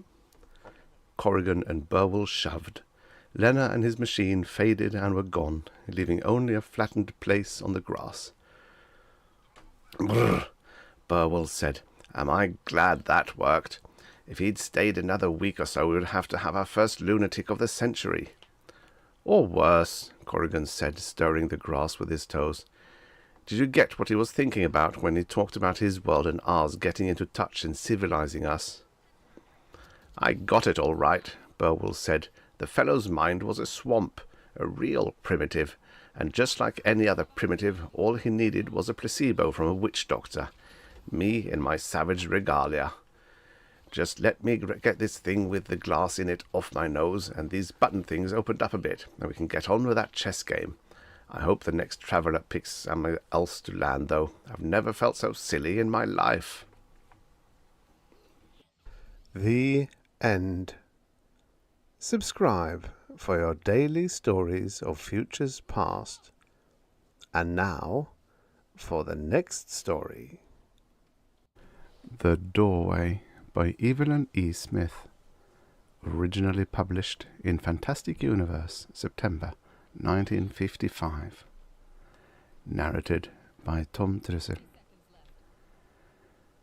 "It is my theory," Professor Falabella said, helping himself to a cookie, "that no one ever really makes a decision. What really happens is that whenever alternative courses of action are called for, the individuality splits up and continues on two or more divergent planes, very much like the parthenogenesis of an unicellular animal. Delicious cookies, these, Mrs. Hughes." "Thank you, Professor," Gloria simpered. "I made them myself." "You must give us the recipe," said one of the ladies, and the others murmured agreement, glad to get their individualities on a plane they could understand. "Since most decisions are hardly as momentous as the individual imagines," Professor Falabella continued, and since the imagination of the average individual is very limited, many of these different planes, or as they are colloquially known, space-time continuums, may exist in close, even tangential relationship. Gloria rose unobtrusively and took the teapot to the kitchen for a refill. Her husband stood by the sink, moodily drinking whiskey out of the bottle, so as to avoid having to wash a glass afterward. "Bill, you're not being polite to our guests. Why don't you go out and listen to Professor Falabella?" "I can hear him perfectly well from here," Bill muttered. And indeed, the professor's mellifluous tones pervaded every nook and cranny of the thin-walled house. Long-winded cultist. What is he a professor of, I'd like to know? "Professor Falabella is not a cultist," affirmed Gloria angrily. "He's a great philosopher." Bill Hughes said something unprintable. "If I'd married Lucy Allison," he continued unkindly, "she'd never have filled the house with long-haired cultists on my so-called day of rest." Gloria's soft chin trembled, and her blue eyes filled with tears. She was beginning to put on weight, he noticed. "I've been hearing nothing but Lucy Allison, Lucy Allison, Lucy Allison for the past year. You said yourself she looked like a horse." "Horses," he observed, "have sense." He was being brutal, but he couldn't help it, and didn't want to. Professor Falabella was only the most long-winded of a long series of mystics Gloria was forever dragging into the house. The trouble with the half-educated, he thought bitterly, is that they seek culture in the most peculiar places. "I'll bet she would have let me have peace on Sunday," he said. "It just goes to show what happens when you marry a woman solely for her looks." He drained the bottle, then hurled it into the garbage pail with a resounding crash. Gloria's shoulders shook as she filled the kettle. "I wish I decided to be an old maid," she sobbed. A very unlikely possibility, he thought. Even now, shop-worn as she was, Gloria could have fairly wide range of suitors should something happen to him. She looked sexy, but how deceiving appearances could be. Professor Falabella was still talking as Bill and Gloria emerged from the kitchen. "I believe that it is possible for an individual who exists on a limited plane of imagination to transpose from one plane to an adjacent one without difficulty. Great heavens, what was that?" Something had whisked past the archway leading to the foyer. "Don't pay any attention," Gloria smiled nervously. "The house is haunted." "My dear," one of the ladies offered, "I know the most marvellous exterminator." "The house," Gloria assured her coldly, "really is haunted. We've been seeing things ever since we moved in." And she really believed it, Bill thought. Believed that the house was haunted, that is. Of course he had seen things too, but he was enlightened enough to know that ghosts don't exist, even if you do see them. Professor Falabella cleared his throat. "As I was saying, it is possible to send the individual through another, dimension, as some popular writers would have it, to one of his other spatial existences on the same temporal plane. It is merely necessary for him to find the door." "Nonsense," Bill interrupted. "Wholly unmitigated nonsense." Every head swiveled to look at him. Gloria restrained tears with an effort. "Brute," someone muttered. But ridicule apparently only stimulated the professor. He beamed. "You don't believe me. Your imagination cannot extend to the comprehension of the multifariousness of space." "Nonsense," Bill said again, but less confidently. "I believe that I have discovered the doorway," Professor Falabella continued, "and the way is open. However, most people fear to penetrate the unknown, even though it is to enter another phase of their own existence. I do admit that the shock of spatial transference, no matter how slight, combined with the concrete awareness of a previous spatial relationship, would be perhaps too much for the keenly sensitive individualism. Bill opened his mouth. "I know what you're about to say, young man." "You don't have to be a mind reader to know that," Bill assured him. His consonants were already a little slurred, and he knew Gloria was ashamed of him. It served her right. He'd been ashamed of her for years. Professor Falabella smiled. His teeth were very sharp and white. "Very well, Mr. Hughes. Since you are a skeptic, perhaps you will not object to being the subject of our experiment yourself." "What kind of an experiment?" Bill asked suspiciously. "Merely to go through the door. Any door can become the doorway if it is transposed into the proper spatial dimension. That door, for instance." Professor Falabella waved his hand toward the doorway of what Gloria liked to call Bill's study. "You mean you just want me to open the door and go into that room?" Bill asked incredulously. "That's all?" "That is all. Of course, you go with the awareness that it is the threshold of another plane, and that you will step voluntarily from this existence to an adjacent one." "Sure," Bill said. He had just remembered there was a nearly full bottle of Calvert in the bottom drawer of the desk. "Sure, anything to oblige." "Very well. Go to the door, and keep remembering that your own free will you are passing from this plane to the next." "Look out, everybody," Bill called raucously as he pulled open the door. "I'm coming in on the next plane." No one laughed. He stepped over the threshold, shutting the door firmly behind him. A wonderful excuse to get away from those blasted women. He'd climb out of the window as soon as he'd collected the whiskey, and give them a nervous moment, thinking he'd really passed into another existence. It would serve Gloria right. For a moment, as he crossed, he had a queer sensation. Maybe there was something in what Professor Falabella said. But no, there he was in the study. All that mumbo-jumbo was getting him down, that was all. He was a nervous man, only nobody appreciated the fact. Taking a cigarette out of the pack in his pocket, he reached for the lighter on his desk. It wasn't there. Time and time again he'd told Gloria not to touch his things, and always she'd disobeyed him. Company was coming, and she must tidy up. Cooking and cleaning, that was all she was good for. But this was carrying tidiness too far. She'd even removed the ashtrays. And where did that glass block paperweight come from? He'd had a penguin in a snowstorm, and he'd been happy with it. This was too much. He'd tell Gloria off, stealing a man's penguin. He opened the door into the living room and bumped into Lucy Allison. "Don't you think you've been in there long enough, Bill?" she asked acridly. "I'm sure your guests would appreciate catching a glimpse of you." "Why, hello, Lucy," he said, surprised. "I didn't know Gloria had invited you." "Gloria, Gloria, Gloria," Lucy cut across his sentence. "You've been talking about nothing but that dumb little blonde for months." Because of the people in the room beyond, her voice was pitched low, but her pale eyes glittered unpleasantly behind her spectacles.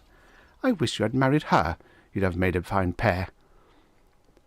Gently, caressingly, the short hairs on the back of Bill's neck rose. "Come back in here," Lucy said, hauling him back into the living room where a number of people who had been enjoying the domestic fracas suddenly broke into loud and animated chatter. "Dr. Hildebrand was telling us all about nuclear fission." "Can't find an ashtray," Bill muttered, seizing on something tangible. "Can't find an ashtray in the whole darn place." "We've been over this millions of times, Bill. You know," she smiled at the guests, a smile that carefully excluded Bill. "I'm allergic to smoke, but I never can get my husband to remember he isn't to smoke inside the house." "Now take the neutron, for example," Dr. Hildebrand said through a mouthful of pâté. "What is the neutron? It is only—" What was that? The wraith of Gloria crossed the foyer and disappeared. Bill took a step forward, then stood still. Lucy smiled self-consciously. That's nothing at all. The house is merely haunted. Everyone laughed. Forgot something, Bill muttered, and dashed back into the study. He yanked open the bottom drawer of the desk. Sure enough, there was a bottle of Chenelet, nearly a third full. There are some advantages, he thought as he tilted it to his lips, in having a limited imagination. The end. Subscribe for your daily stories of futures past. And now, for the next story. Back to Julie by Richard Wilson, originally published in Galaxy Science Fiction, May 1954. Narrated by Tom Trusser. You can't go shooting off to that dimension for peanuts. I don't want to give you the impression that peanuts are in short supply here, or that our economy is in the fix of having to import them sidewise. What I'm trying to convey is that if you're one of the rare ones functionally equipped to do the side shuffle, you ought to be well paid for it, in any coin. That's what I told Krasnow, and he wasn't after peanuts. I'll do it, I said, if you'll make it worth my while. I'd hardly expect you to do it for nothing, he replied reproachfully. How much do you want? I told him. The amount shook him up, but only briefly. Okay, he said grudgingly. I suppose I'll have to give it to you, but the stuff had better be good. Oh, it is, I assured him, and you don't have to be afraid, because I couldn't possibly skip with the loot. I'll have to travel naked. I can't get there with so much as a sandal on one foot or a filling in a single tooth. Fortunately, my teeth are perfect. Sweat poured off Krasnow's florid face as he worked the combination of his office safe. His fat jowls quivered unhappily around his cigar while he counted out the bills. 10% was cash in advance, and the rest went into a bank account in my name. I paid off a batch of bills, then stripped and did my off to Buffalo. Honest John Krasnow was a crooked district attorney who wanted to be governor and then president. He had the machine, but he didn't have the people. And because he needed the people, he needed me. I had been to this other dimension, the one on the farthest branch of the time tree, and I could give him what he wanted. Krasnow found out about it after I was hauled up in front of him on a check-kiting charge. I'd had something of a reputation before I got into difficulties, and, in trying to live up to the reputation, I had done some plain and fancy financing. Nothing that 15 to 20 grand wouldn't have fixed, but while I scrounged around, trying to get cash, I kited a few checks. They pyramided me right into the DA's office, where Krasnow was probably sympathetic. How, he asked, could a man of your standing in the scientific world stoop so low? It developed into quite a lecture, and even coming from Krasnow, it made me feel pretty low. So I began explaining. I told him where I was born, and where I went to school, and where I had taken my sabbaticals, including this other dimension. And Krasnow believed me. I can't account for it, except possibly because he knew he was a crook, and I knew I wasn't one, exactly. Anyway, he believed me, and we made the deal, and I did the side shuffle, as agreed. The journey to that other dimension is not a pleasant one. It does disturbing things to the stomach, and you see everything thin and elongated, as if you're sitting too far to the side in a movie theatre. I got there, however, and waited for the hiccups to subside. Hiccupi laterali, I had called them when I considered writing an article for the medical journal after my first trip. With the hiccupi gone, I stole some clothing, which was one of the riskiest parts of the program, and waited for morning. I didn't have any money, of course, so I had to hitchhike into town. I could have stolen myself a better fit, But people aren't clothes conscious in that dimension. They're more interested in what you are and what you can do. The driver of the car that gave me a lift asked, "And what is your field of endeavour?" I told him, "I am able to eliminate the long wait in ivory production by accelerating the growth cycle of elephants." He was deeply impressed and tipped me handsomely. I was less impressed with his talent for growing cobbler's corn, and therefore had to return only a small part of the sum he gave me. The world of this dimension had developed some remarkable parallels to Earth. I mean our Earth, which falls into what I have called designated Timeline 1.1, since it's the Earth with which I am most familiar. Every other world that has a language calls itself Earth 2. I had to visit briefly hundreds of the lateral worlds, hovering over primordial swamps, limitless oceans, insect kingdoms, and radioactive planetoids, before I found the one that was truly parallel. It existed in Timeline 17.08, and it had refrigerators, platinum blondes, automobiles, airplanes, apple pie, tabloids, television, scotch and soda. Just about everything we think makes life worthwhile. But it had its little differences, which was only to be expected in a timeline where the bionomics would create a new world each time someone changed his mind. Thus, the cobbler's corn man was driving what looked to me like a Chevrolet, but which was a Morton in his world.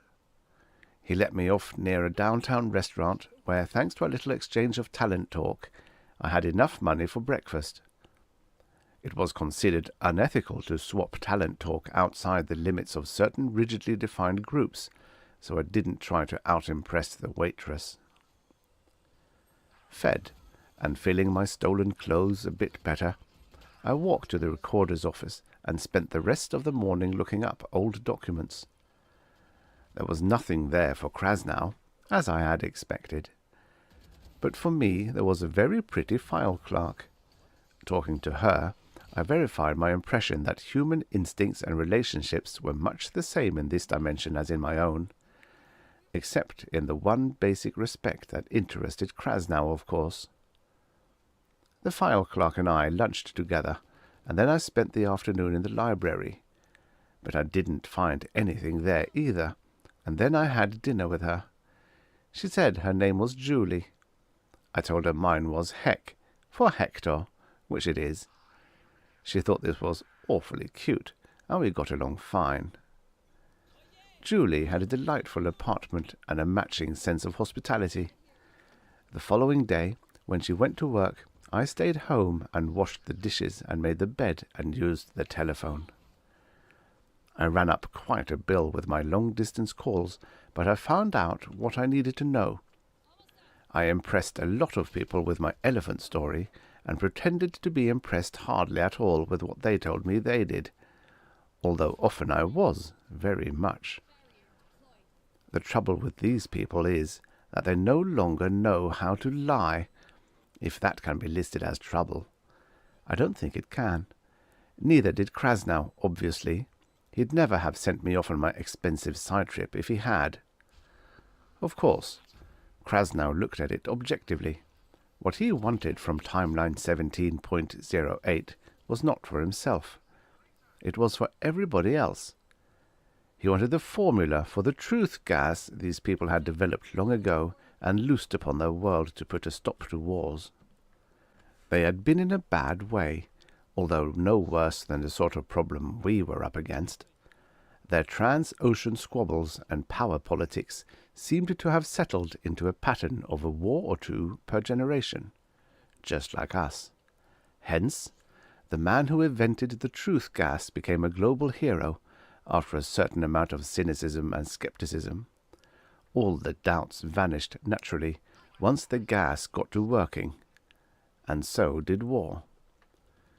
You can't do much plotting and scheming if, every time you open your mouth to tell a lie, you stammer, sweat, turn red, and gasp for breath. It's a dead giveaway. Nobody tries it more than once.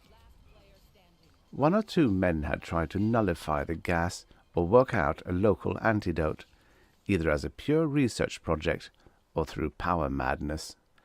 But because they had to state their purposes as soon as they thought of them, they were put away. Neat. Very neat. What I wanted was a formula for the truth gas. Its location wasn't exactly a secret in this land of complete candour, but it wasn't writ large on any wall for all to see either. They kept it in the capital, located about where our Omaha is, on file among the vital statistics. I took a superjet out there. I had no trouble posing as a historian entitled to the facts. The gas didn't work on me, you see, because it was adjusted to the physiology of that timeline. There was just enough difference between us for it not to make me stick to the truth. "We'll write out the formula for you," I was told obligingly, "but you'll have to sign the usual statement." "Of course," I said. "Which one is that?" "The one that says you